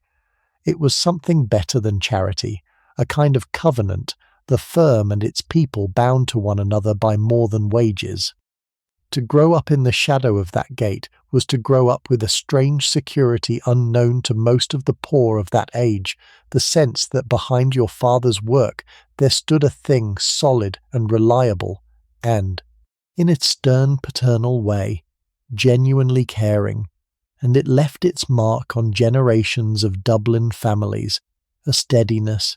a self-respect, a quiet pride that outlasted the wage and the work, and was handed down like an inheritance to children who themselves would never see the inside of the brewery. There is a small ceremony at the end of the whole long journey, the drawing of the glass, and it is worth dwelling on, for it is where all the patience comes to rest in a single quiet act. In the lamplit public house of an evening, the man behind the counter takes the glass and tilts it, and draws the dark stout into it, slow only part of the way, and then he sets it down and lets it stand, and the drink, poured rough and churning, begins to settle, the countless tiny bubbles rising and falling and sorting themselves, the turbulent brown clouding, slowly clearing from the bottom upward, until the body of it goes black and still, and a pale, firm head builds and sits on top, smooth as cream. It is not to be hurried, this settling. The publican knows it, and the drinker knows it, and they wait in the warm room while the glass does its slow work on the counter, and only when it has settled does the man take it up again and fill it the rest of the way, and top it off and slide it across at last, the dark body and the pale head ready. The whole patience of the brewery is there in that small wait at the counter, the same refusal to rush a good thing that laid the beer down in the vats for months. The drink that took so long to make asks a moment more before it is drunk, and the asking is part of the pleasure. And then the first draught, the cool, smooth, bitter dark of it, and the ease that comes after in the warm room among the talk at the close of the day. It is one of the small good rituals of ordinary life, unhurried and companionable and kind, and it is the still point that all the field and the malting and the brewing and the shipping were always travelling toward. Think of how far that drink travelled, and to what strange and distant places, for the dark stout of Dublin went out to the very edges of the map. It went across to England in its hundreds of thousands of casks, to the great thirsty cities of the north and the docks of Liverpool and London. But it went much further than that. It went out to the hot countries, to the tropics, brewed specially strong, so that it would keep on the long sea voyages through the heat. And there it was drunk under skies, and among peoples that the brewers by the Liffey could scarcely imagine, in the islands of the Indies, and the ports of Africa, and the far stations of the East. It went wherever ships went, and wherever men were thirsty, the bottles packed in straw in the holds, crossing the equator, riding out the storms, carried up rivers and over mountains to the most far-flung corners of trade, so that a traveller at the rim of the known earth, in some sweltering port a world away from Ireland, might walk into a shabby bar and find, to his astonishment and his joy, the familiar dark drink of home, with the harp and the signature on the label, waiting for him there. The name became one of the most widely known of any made by human hands, recognised in places that knew almost nothing else of the small grey island it came from. The brewery by the Dublin River had reached out, cask by cask and bottle by bottle, and touched the whole inhabited earth, and brought a taste of one poor old city to the lips of millions who would never see it. There is a kind of wonder in that, in the sheer reach of the thing, the dark drink from the one gate going out and out until it was drunk under every sky there is. Come back inside the walls now, to the fires and the engines, for the brewery ran on heat and power, and deep in its heart there burned a furnace that never went out. To boil the vast coppers, to drive the engines, to raise the steam that ran the machinery and the little railways, the brewery burned fuel by the mountain, and huge boilers roared day and night in the engine houses, tended by the stokers and the firemen, men black with the work, feeding the flames, watching the gauges, keeping the pressure up. The power of it all came from fire and water turned to steam, the oldest new power of the age, and the brewery was a cathedral of it, the pistons driving, the wheels turning, the belts running, the whole enormous machine of it kept in motion by the burning at its core. There was a fierce beauty in the engine houses, the polished brass and the gleaming steel of the engines, kept like ornaments by the proud men who ran them, the massive beams rising and falling, the flywheels spinning, the controlled power of it harnessed and obedient. And there was the heat, the dry roaring heat of the furnaces, a furnace glow in the gloom, the stokers' faces lit red as they fed the fires,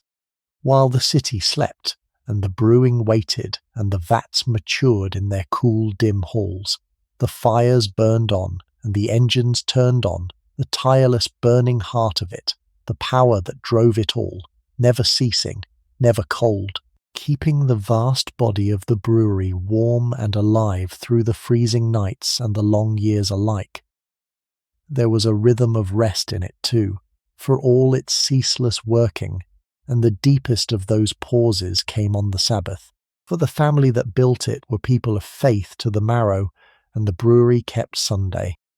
The founder had been a devout man, as we have seen, a teacher of poor children and a pillar of his church, and that piety ran down the whole line, and so, on the Sunday, as far as the living work of brewing would allow, the great place fell still. The men did not come streaming through the gate. The cooperage was silent. The drays stood still in the yards. The offices were shut and dark. In the streets of the Liberties, the families put on their best and went to their churches and their chapels, the Protestant to one and the Catholic to another, and the bells rang out over the hushed brewery and the slumbering city. And for 1 day in 7 the roar of the work was stilled, and the people rested, as people are meant to rest, in the old rhythm of 6 days of labour, and one of stillness that is older than any brewery, and wiser than any age. There was something fitting in it, that a place built on patience should also keep the patience of the Sabbath, should know that even the mightiest engine of work must stop and rest and be still. And the Sunday quiet that fell over the brewery and the Liberties, the bells and the stillness and the families at their worship, was of a piece with everything else in the story. The same deep understanding that there is a time to work and a time to rest, and that the stillness is holy, and that no labour, however vast, should swallow up the whole of a life. And behind every brewery man there was a home and a household, and the women who kept them, and they were as much the foundation of it all as the barley and the water. While the men were in at the gate, the women of the Liberties kept the homes going on the wage the brewery paid, and it was hard skilled work of its own. The marketing done with care so the money stretched, the cooking on the small range, the endless washing and mending and scrubbing, the rearing of the children in the crowded rooms, the nursing of the sick, the laying out of the dead, the entire fabric of family life held together by the patient, unceasing labour of the women. In the sound new flats the family's giving had built, with their clean water and their light, that labour was a little less crushing than in the old tenements, and a woman could keep her family decent and fed and proud, and many a brewery household, on the steady wage and in the good housing, rose over a generation or two from bare survival to a modest comfort, the children better fed and better schooled than their parents had been, the family lifted by the solid floor, the brewery put under them. The women knew the value of that floor as well as the men, and held to it, and made the most of it, and the quiet respectability of the brewery families, the clean step and the Sunday best, and the children at school, was their achievement as much as anyone's, built out of the wage by their daily work. They were the unrecorded foundation under the foundation, the women of the Liberties, keeping the homes that kept the men that made the beer, and no honest telling of the story can leave them out. For the whole towering enterprise rested, in the end, on 10,000 kitchens and the patient women who ran them. Picture the brewery on a deep night of midwinter, for that is when the place showed its character most clearly, labouring on against the cold and the dark while the city shivered. Outside the frost grips Dublin hard, the streets iron underfoot, the river sliding black and cold between its frozen quays, the breath of the few late walkers smoking in the lamplight.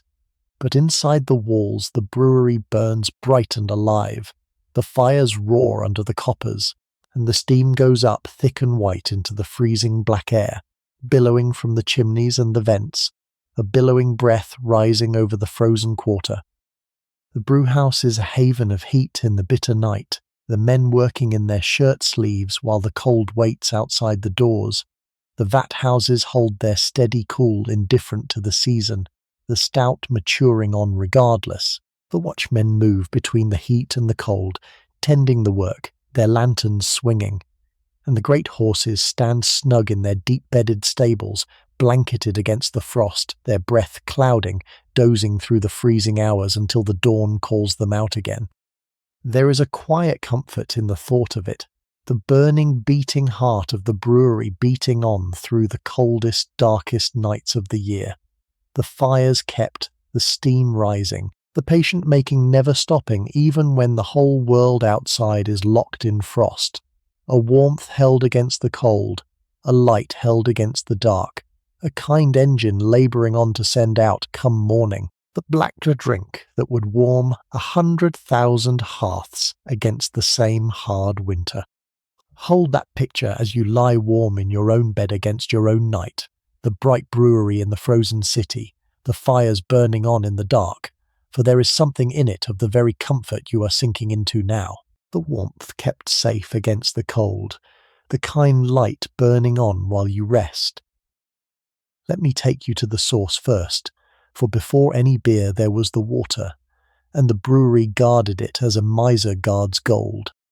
Good beer cannot be made from bad water, and the secret of a consistent brew lay partly in always using the same clean, steady supply, and so the brewery drew its water not from the tidal Liffey that ran past its gate, foul with the city, but from the clear streams of the hills to the south and west, brought in by channel and pipe, soft and pure, the rain of the Wicklow uplands gathered and carried down to the coppers.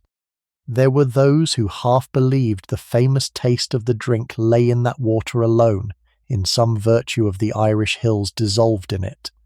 and the brewers, who knew it, lay in the whole patient craft together, still prized it above almost everything, tested it, and watched it, and kept its sources clean, for it was the first and the purest of the simple things the beer was made of, the soft rain of the mountains that became, by the long road of the brewing,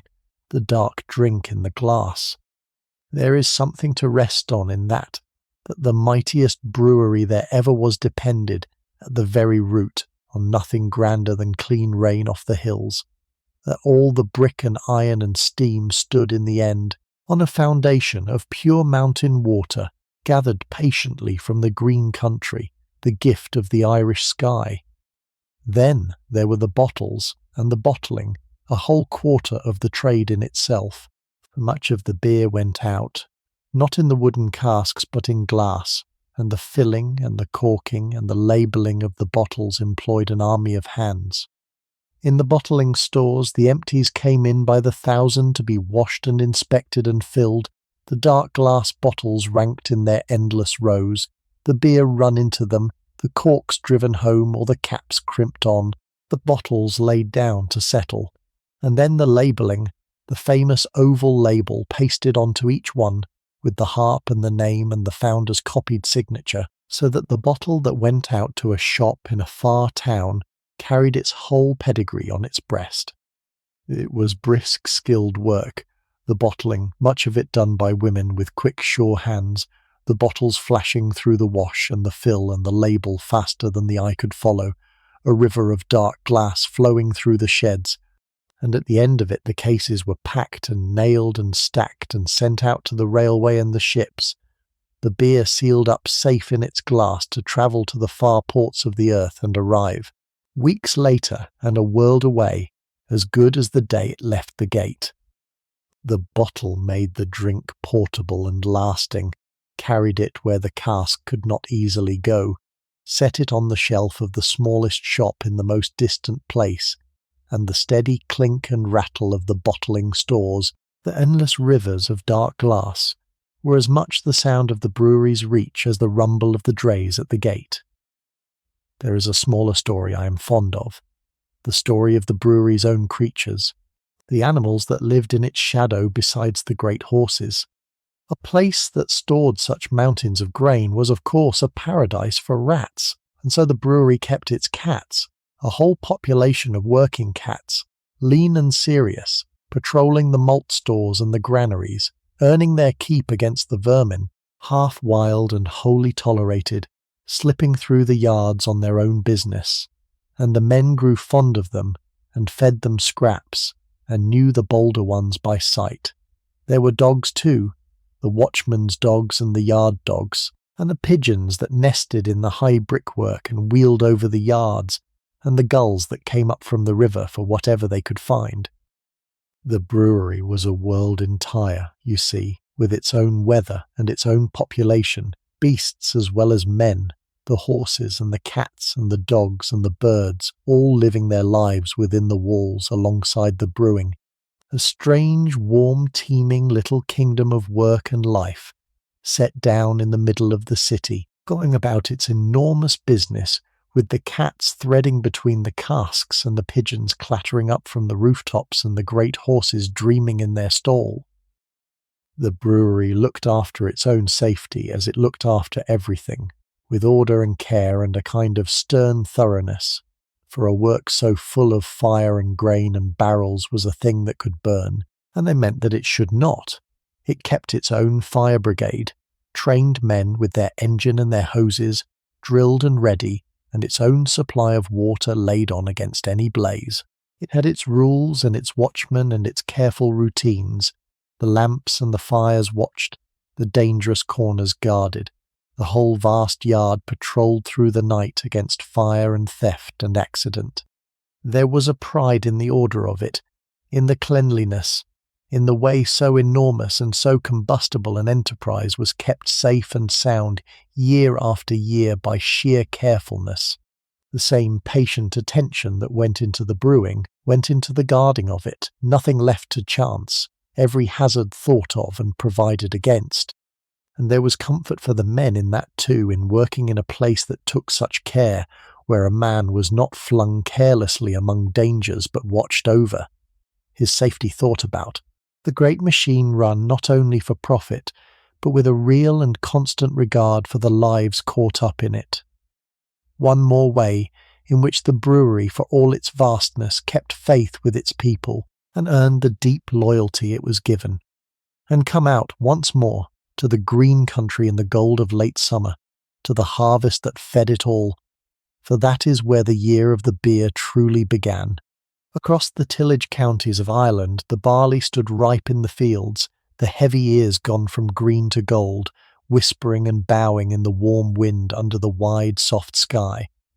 And the farmers watched the weather with the anxious eye of generations, waiting for the dry spell to bring it in, for a harvest caught by the rain was a harvest half lost. Then the racing days of the cutting, the whole countryside out in the fields, the barley falling and gathered and stooked and carted, the hard sweet labour of the harvest under the late sun, the satisfaction of the full barns, and the best of the barley, the brewing barley, sold on and carted and carried, by road and canal and rail, down at last to the malt stores at the gate, the gold of the Irish fields flowing into the grey city to begin the patient road of the brewing. There is a deep old rhythm in it, the same rhythm that has fed every people since the first grain was sown, the sowing and the growing and the reaping and the storing, the year turning on the harvest, and the brewery, for all its iron and steam, was rooted in that ancient rhythm as deeply as any farmer, its whole vast life beginning, every year, in a barley field under a soft sky, with the ripe ears bowing in the wind, and a farmer looking up to read the weather. Hold that field in your mind as you drift, the gold barley and the warm wind and the wide sky, the peaceful beginning of the whole story far from the roar of the city, out in the quiet of the ripening land. At the very head of all the craft stood the brewer himself, the head brewer and the men under him, and theirs was an art as much as a science, learned over a lifetime and held in the hands and the senses as much as in any book. A master brewer could tell the state of a brew by its smell and its look and its taste, could judge the malt by chewing a grain, could read the working of the yeast by the look of the foam, or could catch the first hint of anything amiss long before any instrument, and over the whole vast operation he kept watch, tasting and judging, adjusting and correcting, holding in his head the feel of the perfect brew, and bending each day's work toward it. There was the daily tasting, the sampling of the maturing beer, the trained palate running over the black drink and finding it right or finding it wanting, There was the deep accumulated wisdom of the craft, passed from brewer to brewer, the lore of the malt and the hops and the water and the wild living yeast. For all the laboratories and the measurements, the heart of it remained a human skill,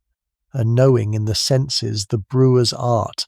and the unwavering sameness of the drink, glass after glass and year after year,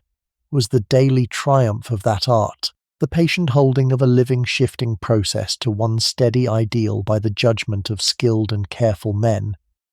There is a belief about the dark drink that belongs to its history and is worth the telling, for in those days it was widely held to be not merely a pleasure, but a positive good for the health,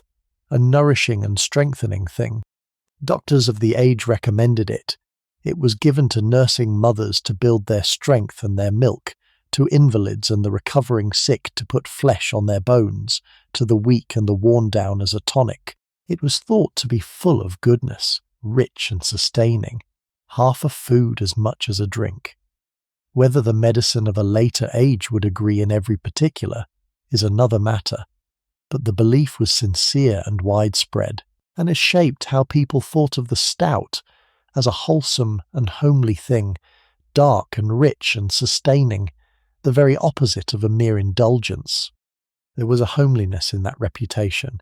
a sense of the drink as something honest and nourishing, bound up with strength and recovery and care, that suited the character of the firm that made it, and had carried the drink into kitchens and sick rooms and nurseries as well as public houses, woven that bit deeper into the ordinary fabric of life. Step into one of the public houses of old Dublin of an evening, for the pub was a world of its own, and the natural home of the drink. It was a place of dark wood and gleaming brass and engraved glass, of a long counter and a row of taps, of the soft hiss of the gas and the low murmur of talk,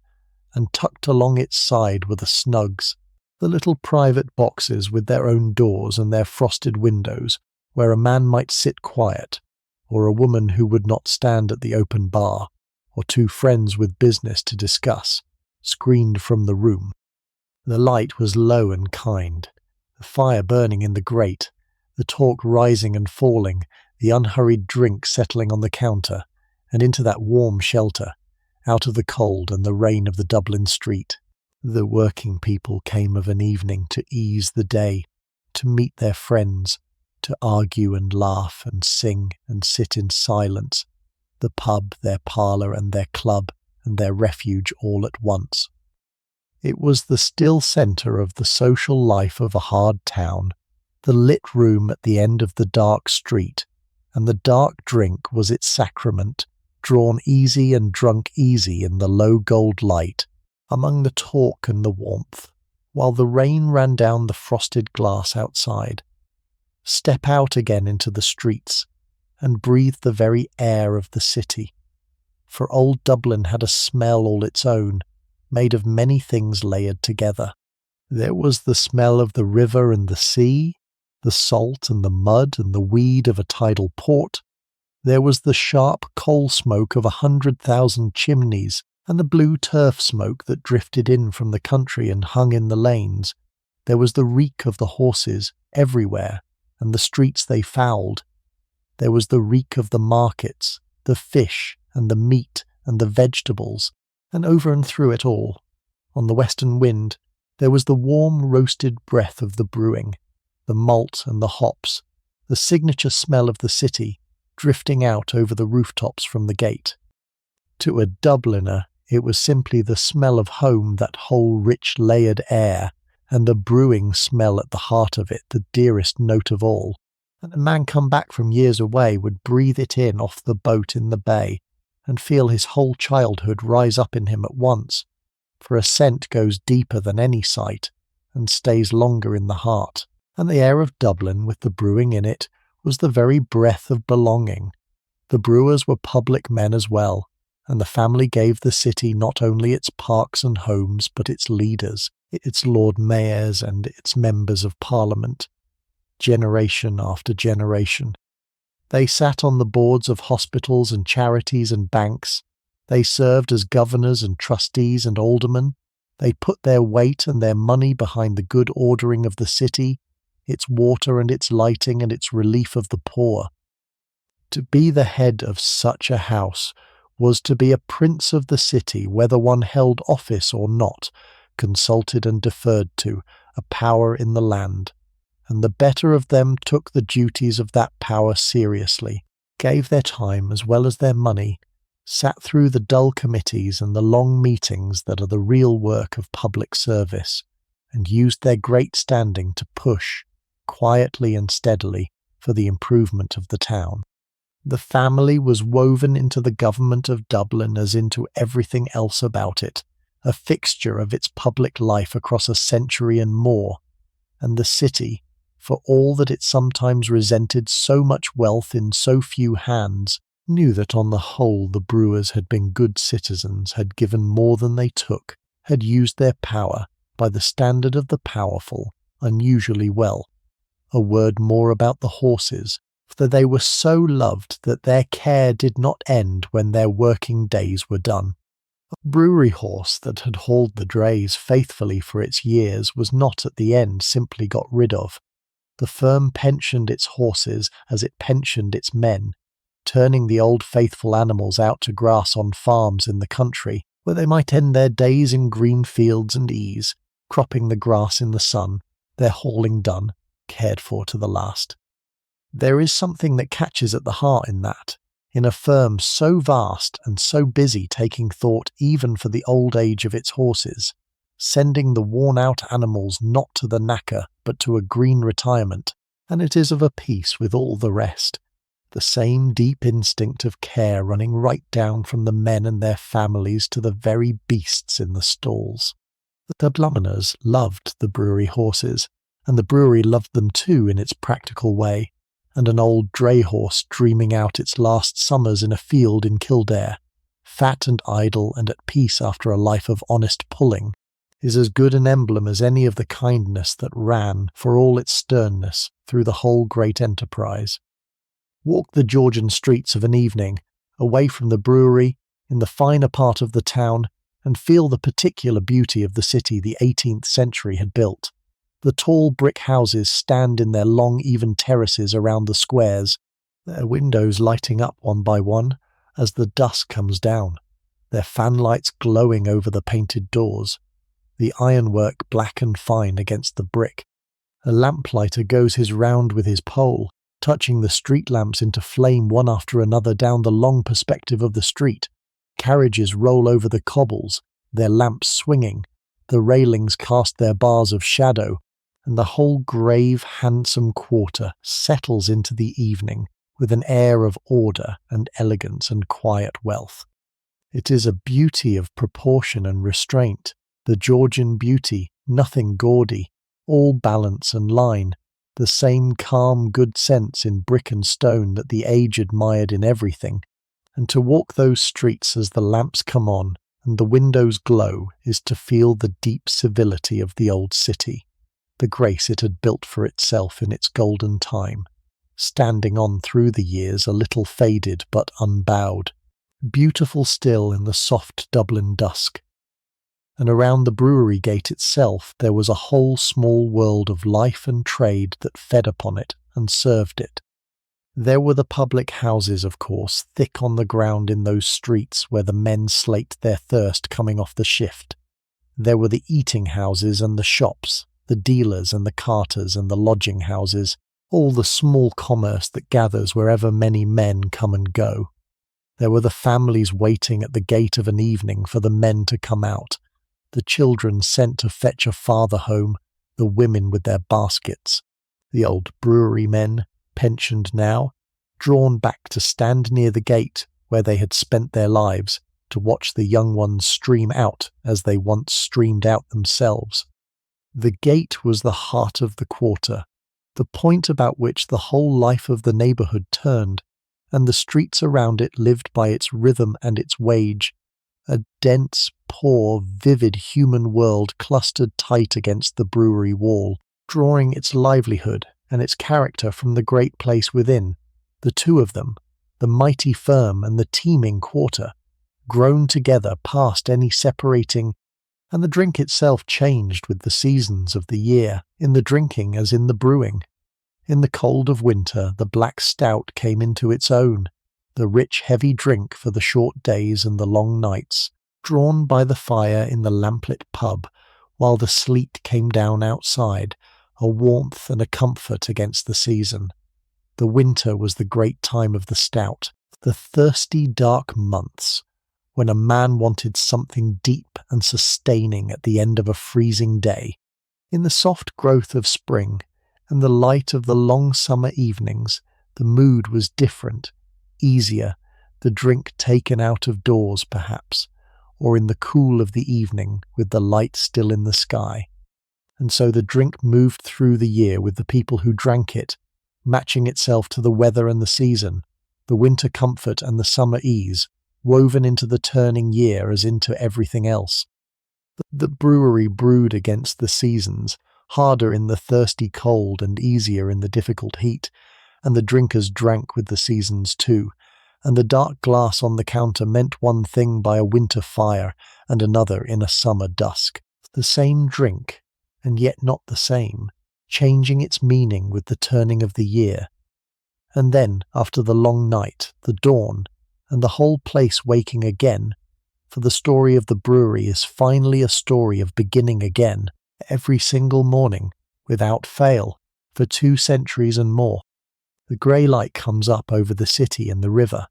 The first birds stir, the nightmen weary hand over their watch, and through the gate, in the cold early light, the day shift begins once more to stream, the men coming in from the waking streets to take up the work their fathers took up, and their sons would take up after them. The malt and the mash and the casks and the horses all set in motion again for another day. There is a fine steadiness in that daily beginning again, the same work taken up each dawn across the generations, the patient making renewed every morning of the world, and it is a steadiness you can rest your weary mind against tonight. The knowledge that while you sleep, the dawn will come as it always comes, and the work of the world will take itself up again as it always does, and you need carry none of it, none at all, through the still hours of your rest. Lift your eyes for a moment to the buildings themselves, for the brewery was a marvel of architecture as well as of trade, a skyline of its own at the edge of the city. The brewing called for height, for the work flowed downward by gravity from one stage to the next, and so the buildings rose, tall towers and ranges of dark red brick, 8 and 10 stories and more, with their rows of arched windows and their iron tanks and their proud lettering picked out high on the walls. The newest of them, raised in the brewery's mightiest years, were among the most advanced structures of the age, framed in iron and steel, vast and strong and clean-lined machines for brewing as much as buildings, and they towered over the low streets of the Liberties like cliffs, catching the last of the evening light on their upper stories long after the lanes below had fallen into shadow.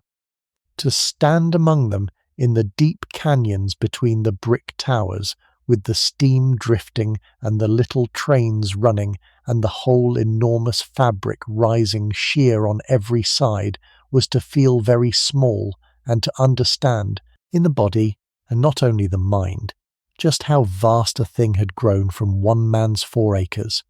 a city of brewing in brick and iron, raised story on story against the soft Dublin sky. Through the canyons between those towers ran the brewery's own railway, a charming and serious thing at once, for the place was far too large to be served by horse and cart alone within its walls. Little locomotives built narrow to thread the tight curves and low arches of the yards, puffed busily along the internal lines, hauling their strings of small wagons loaded with grain and casks and coal between the stores and the brew houses and the cooperage and the gates, and the lines ran on out to meet the great railways of the country, and down to the river quays, so that the brewery was knit by iron rails into the whole transport of the nation. There was something toy-like and delightful in those small engines bustling about their serious work, threading the brick canyons, whistling at the crossings, shunting their wagons with a clank and a hiss, and yet they did the heavy lifting of the place. The tireless little iron horses that never tired, working alongside the great living horses of flesh and blood, in the long patient business of moving the mountains of grain and the rivers of beer about the enormous yard. When the day shift had gone and the place fell quiet, the night watchman began his round, and his was a lonely and a trusted office. With his lantern and his keys and his dog at his heel, he walked the empty yards and the silent buildings through the small hours, checking the doors and the gates, watching for fire above all things, his footsteps echoing in the deserted lanes between the towering stores, his lantern throwing its little moving pool of light against the black walls. He knew the place as no one else did, in its night silence when the roar was stilled, and only the hum of the night work and the drip of the rain and his own steps broke the quiet. He knew the creak of every stair and the look of every shadow, and he kept his faithful watch over the sleeping giant of the brewery while the city slept around it. It was a job for a steady and a sober man, the night watch, and the men who held it took a quiet pride in it, the guardianship of the great place through the dangerous hours. And the steady swing of the watchman's lantern, moving through the dark yards in the dead of the night, was the one waking eye in all that vast sleeping enterprise, keeping faith through the small hours until the dawn brought back the men and the noise and the work. The coopers, those aristocrats of the trade, had a world of custom and ceremony all their own, for theirs was an ancient guildcraft with its own deep traditions. An apprentice who finished his time and became a journeyman cooper was put through an initiation by the older men, a rough and merry rite of passage, rolled about the yard inside one of the very casks he had learned to make, doused and cheered, and welcomed at last into the brotherhood of the craft. And from that day he was a cooper, a made man, one of the proud, free-handed company of the cooperage.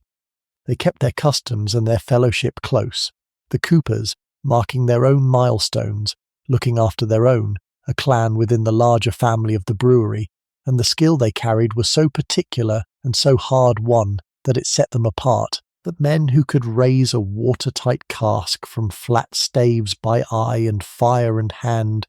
a skill that no machine could match for the longest time. To be a cooper at the brewery was to belong to something old and proud and sure of itself, a craft with roots running back through the centuries, and the thunder of their workshop, and the merry roughness of their customs, and the quiet certainty of their skill were one of the living glories of the place. The brewery horses were a matter of public pride, and the firm showed its finest teams with all the care of a man showing prize cattle, groomed until they shone, their hooves blacked and their manes plaited, their harness gleaming with polished brass. The great horses were turned out at the shows of the city, where crowds gathered to admire them, the giant gentle beasts in their finery, the pride of the stables. And the men who tended them and drove them took a fierce satisfaction in the showing, for a fine team well turned out was a credit to the whole house. The Dubliners loved the brewery horses as they loved few things, knew the famous teams, cheered them at the shows, watched for them in the streets, and the firm, knowing the love and sharing it, spared no care in the breeding and the keeping and the turning out of its horses, so that the teams that hauled the casks through the streets were not merely working animals, but ambassadors, the glossy, gentle giants that carried the good name of the brewery, plodding and magnificent, into every quarter of the town. At dusk the lamplighter came, and the brewery and the city kindled into light together. Along the streets of the Liberties, and away into the heart of the town, the man went with his pole, reaching up to each gas lamp in turn, and one after another the little flames bloomed blue and then gold in the gathering dusk, a chain of soft lights spreading out along the darkening streets, and within the brewery walls the gas was lit too, the high windows of the brew houses glowing, the yards lit for the night work, the whole vast place pricked out in points of warm light against the falling evening. There is an old magic in the lighting of the lamps at dusk, the daily small victory of light over the coming night, and in that age it was a human act, a man going his patient round with his flame on a pole, calling the lights into being one by one, and to watch the lamps bloom along the streets and the windows kindle in the brewery towers, as the soft Dublin dusk came down over the river, was to watch the city settle gently into its evening, lit and warm and snug against the dark, ready for the long quiet hours of the night. The black drink went where the Irish went, and in that age the Irish went everywhere, scattered by hardship and hope across the face of the earth, and so the stout of Dublin became, for millions of exiles, the very taste of the home they had left. In the cities of America and the towns of Australia, in the camps and the ports and the far stations of a scattered people, an Irishman far from home could find the familiar dark glass with its pale head, and in the drinking of it could taste for a moment the old country he might never see again, the green fields and the grey city, and the soft rain of the place that bore him. It was more than a drink to them.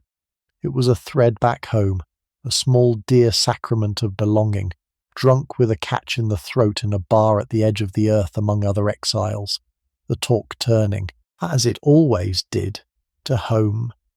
The brewery by the Liffey, going about its patient business, can hardly have known what it was to so many of the lost children of Ireland, but the drink it made carried the taste of home to the far ports of the earth, and gave the scattered people, wherever they washed up, one small familiar comfort, one thread of the old place, in the strangeness of the new.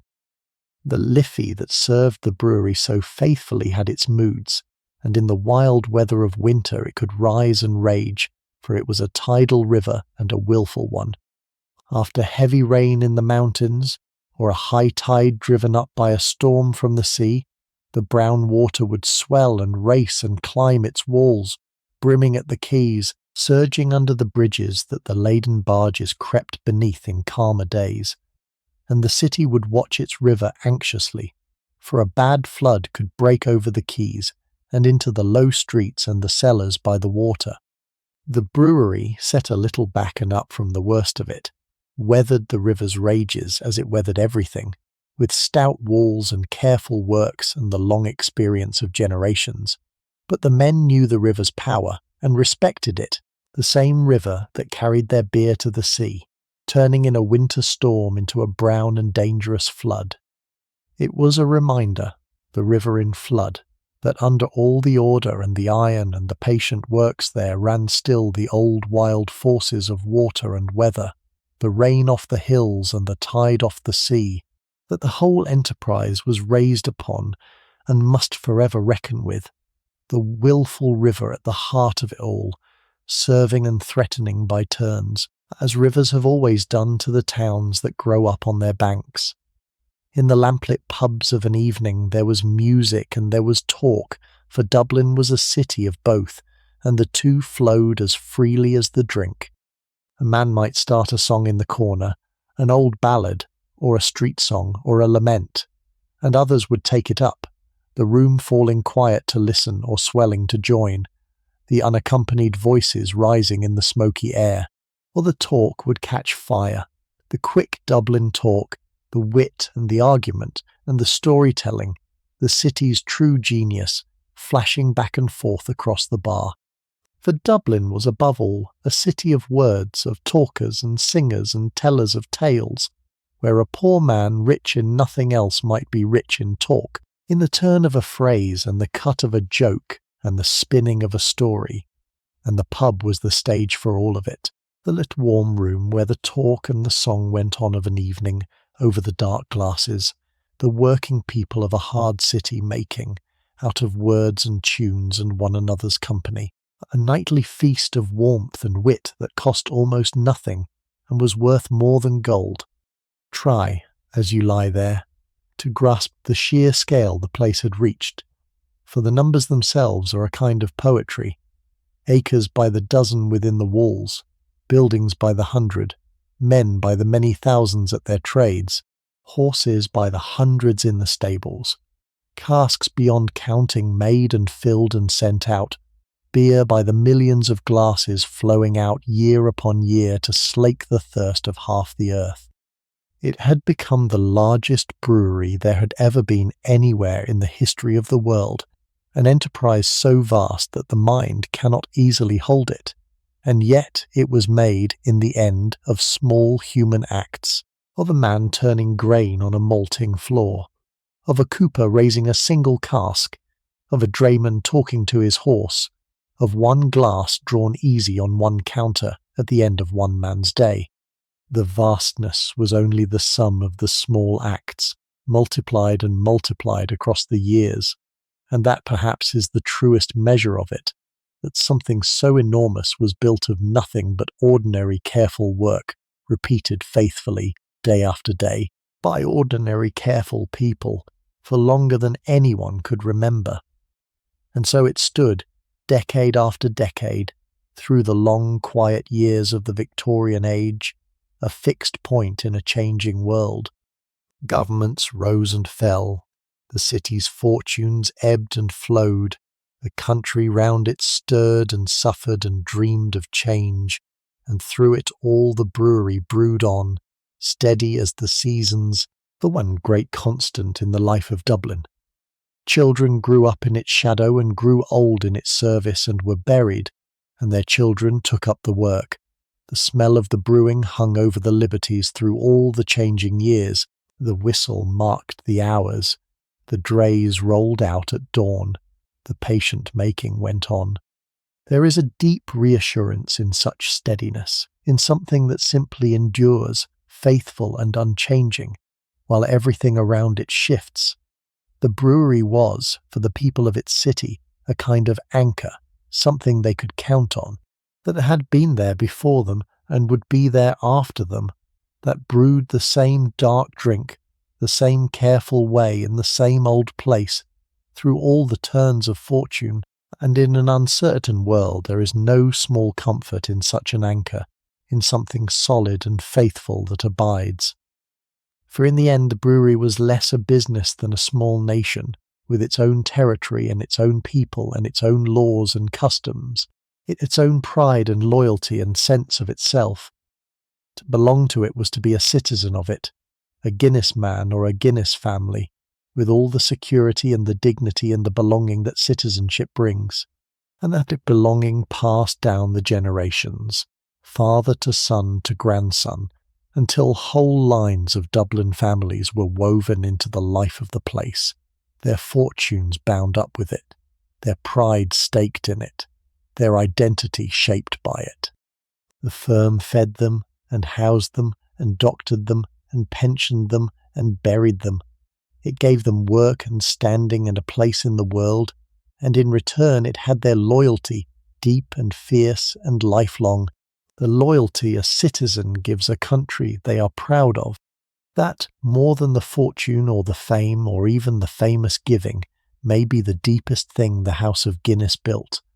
Not only a drink, and not only a dynasty, but a community, a belonging, a small warm nation of working people gathered around one gate by the river, who knew their worth and their place and were proud, to the last of them, to call themselves its own.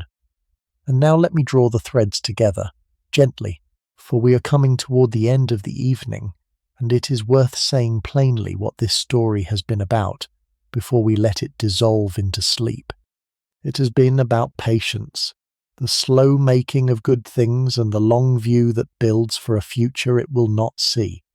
It has been about work, the dignity of it, the thousands of working lives steadied and lifted by one good place in a hard city. It has been about generosity, the strange and admirable spectacle of a great fortune turned, again and again, toward the good of the poor and the beauty of the city. It has been about endurance, a thing well made outlasting the hands that made it, the patient making going on and on across the centuries while empires fell, And it has been, underneath all of that, about something simple and human and easy to rest in. The dark drink itself, made slow and brewed well, carried far, and raised at the end of a long day in 1,000 quiet rooms to give one tired person an hour's ease. There is a fittingness in ending the night with this particular story, for the drink at the centre of it is itself a deep and quiet and settling thing, brewed in shadowed halls, and matured in patient silence, and drunk in lamplit calm at the close of the day. And there is an old and gentle kinship between that settling black drink and the settling dark of sleep that is coming for you now, the same easing, the same letting go, the same kind drawing down of a tired day into rest. So let the brewery and the city and the family begin to grow faint now, their story told, and let yourself begin, at last, the slow, soft descent into sleep, while I stay near a little longer, and the lamps burn low over the old grey town by the river. So let us go down to the river first, to the Liffey, and watch it carry the last of the day out to the sea. The tide is turning in the dark now, the brown water going quiet between its walls, sliding under the bridges of the sleeping city, and the brewery barges lie moored along the quay, empty and still, rocking the least bit on the swell, their day's work done.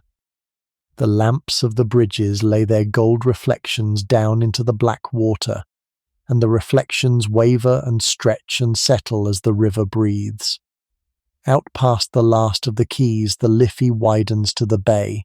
and the water that ran through the heart of Dublin all day, that carried the barrels and mirrored the lamps, goes out at last under the night to join the sea, and somewhere out there the tide is lifting, and the lights of the harbour swing, and a ship is making for the open water, with the land falling away behind. The river that has been the artery of the whole long story, that carried the beer and the trade and the life of the city for 1,000 years, runs on through the night, patient and unhurried, down to the great calm of the sea, the way all rivers run in the end, the way all the day's labour runs at last into the wide still rest of the night.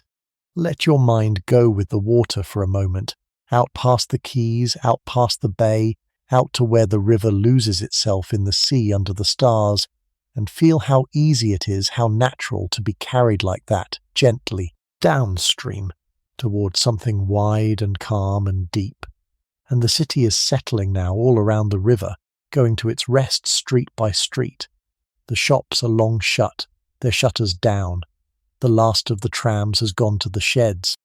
The streets that roared with traffic all day stand quiet under the lamps, the cobbles shining with the soft rain that is always near in Dublin. In the tall houses the lights are going out one by one, window by window, as the city lies down. Behind those windows the people of Dublin are settling into their beds,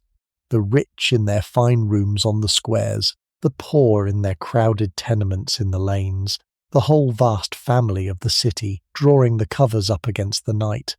A late footstep echoes somewhere and fades. A dog barks once, far off, and is still.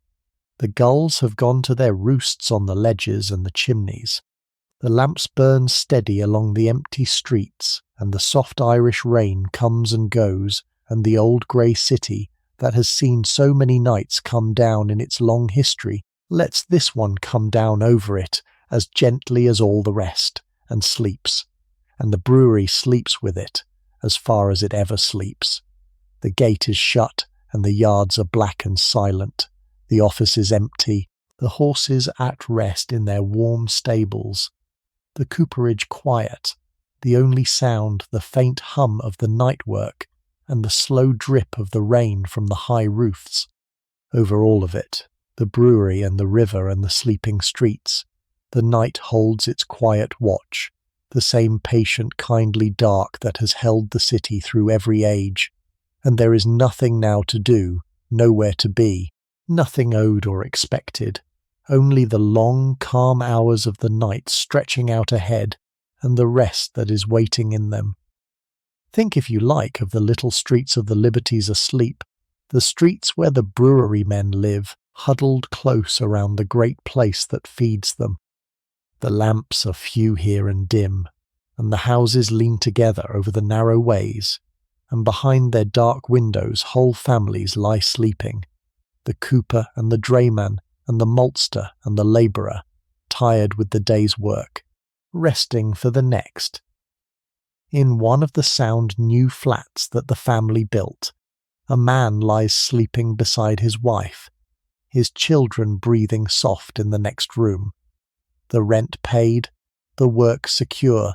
the morning shift waiting, and his sleep is the deep, untroubled sleep of a man who knows his place in the world is solid under him.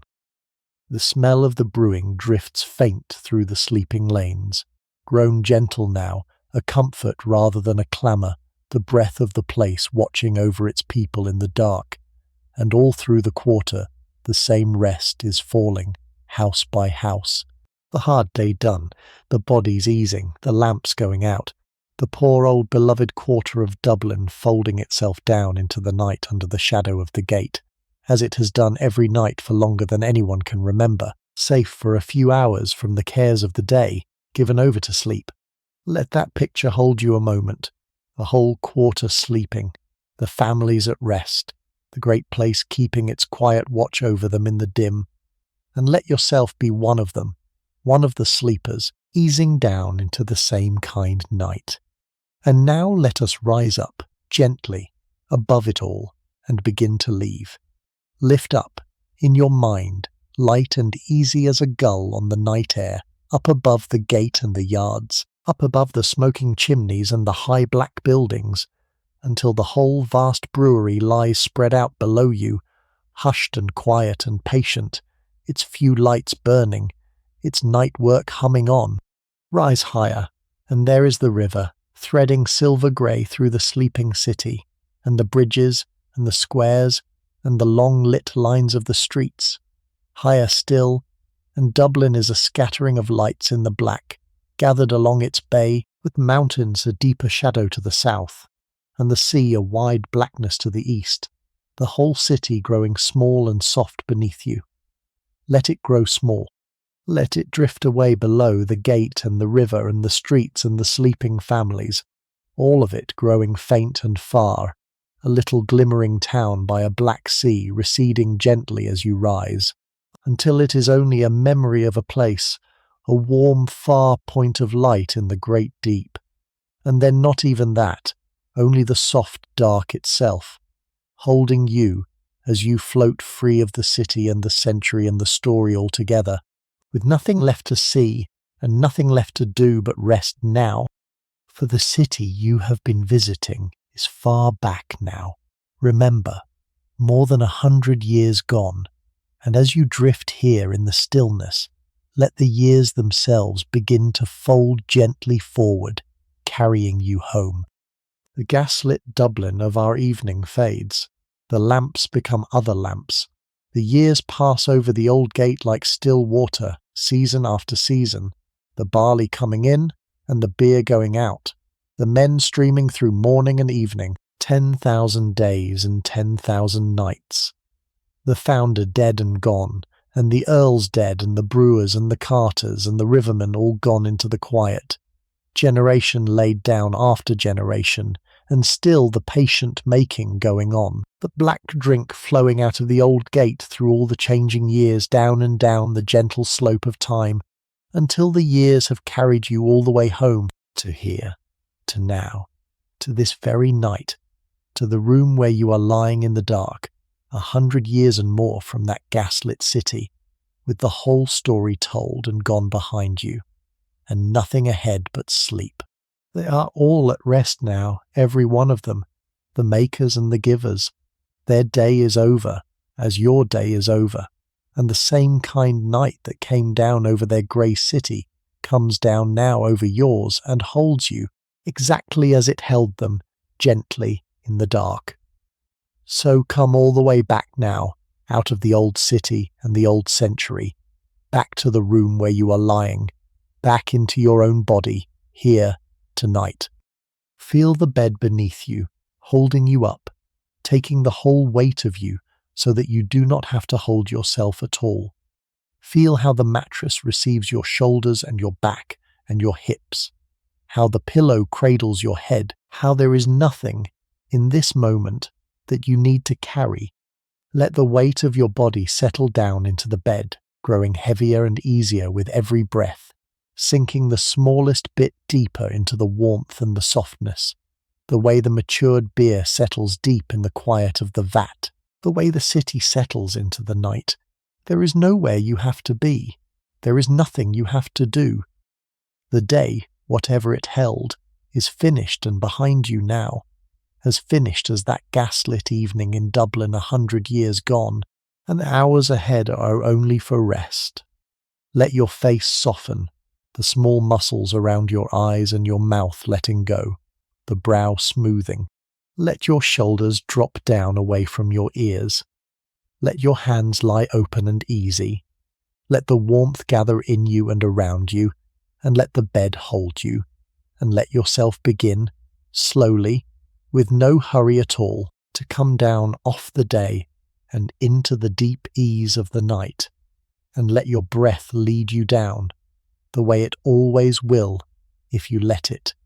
There is no need to change it, no need to deepen it or force it on purpose. Only notice it, the soft tide of it, going out and coming in, all on its own, asking nothing of you. Feel the gentle rise of it and the easy fall,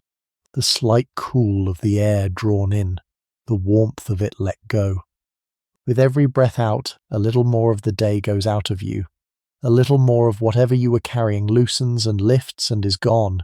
breathed out into the quiet, until there is less and less held in you, and more ease.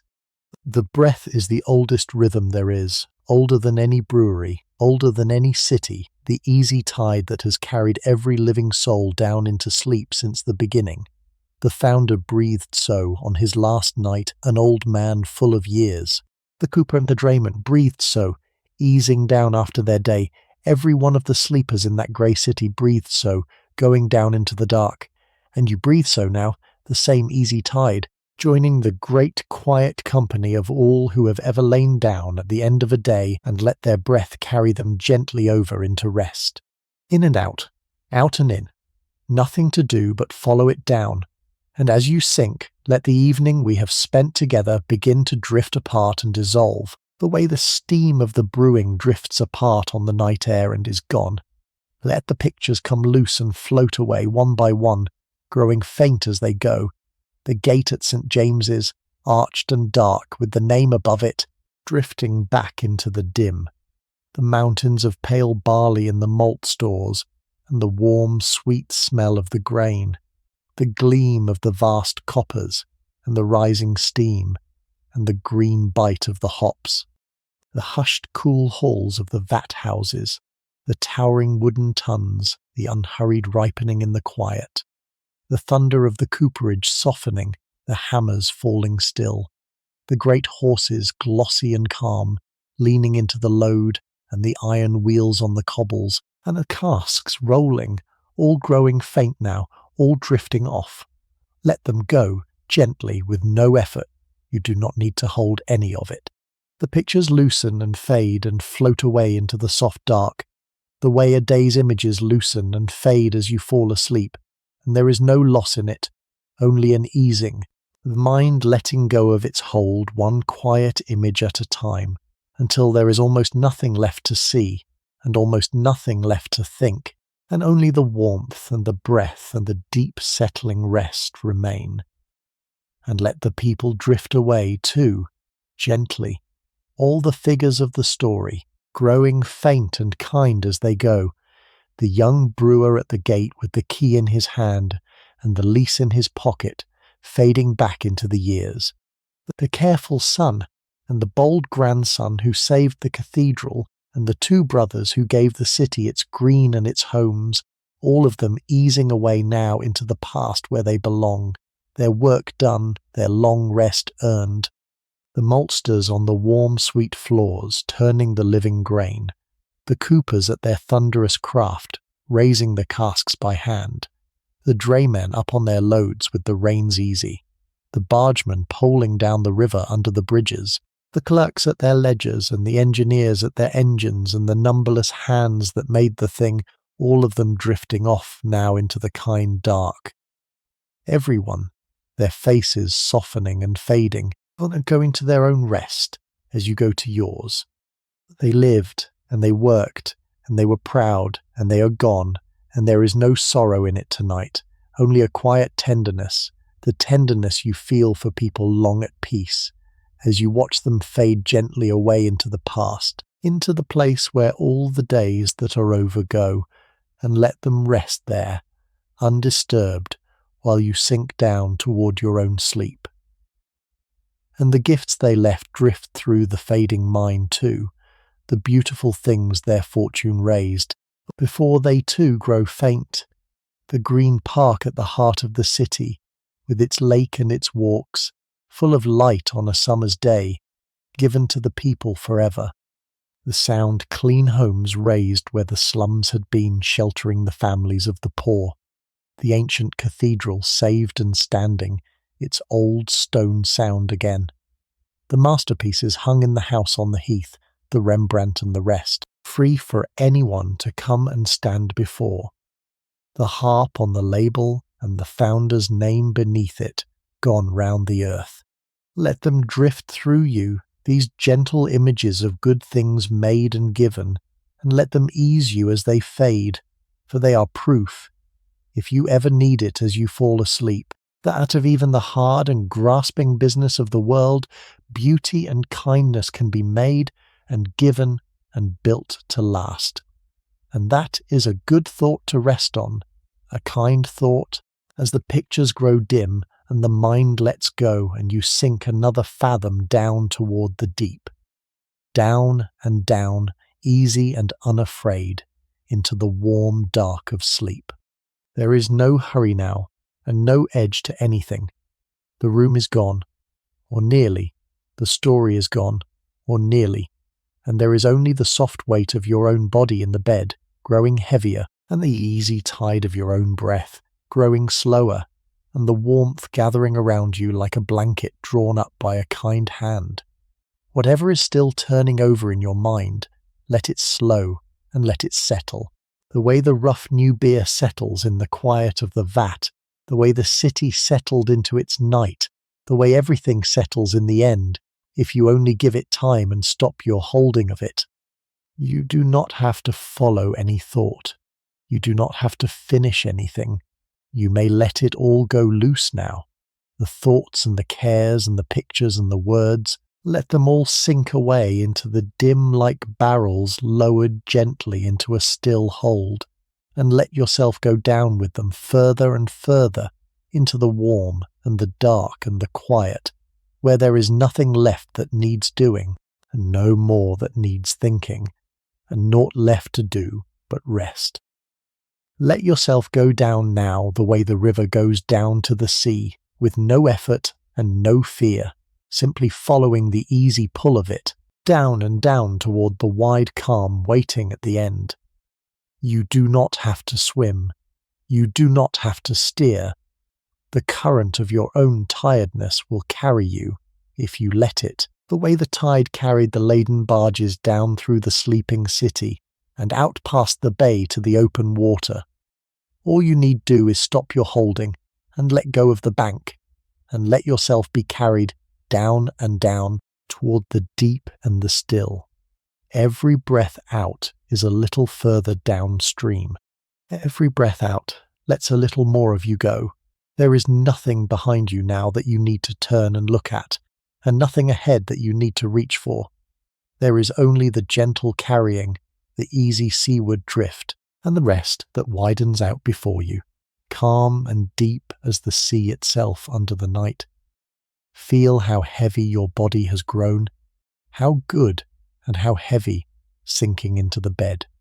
Your feet, far away now, and easy. Your legs, loose and weighted, with no weight to carry. Your hands open, your arms slack at your sides. The slow rise and fall of your chest, going by itself.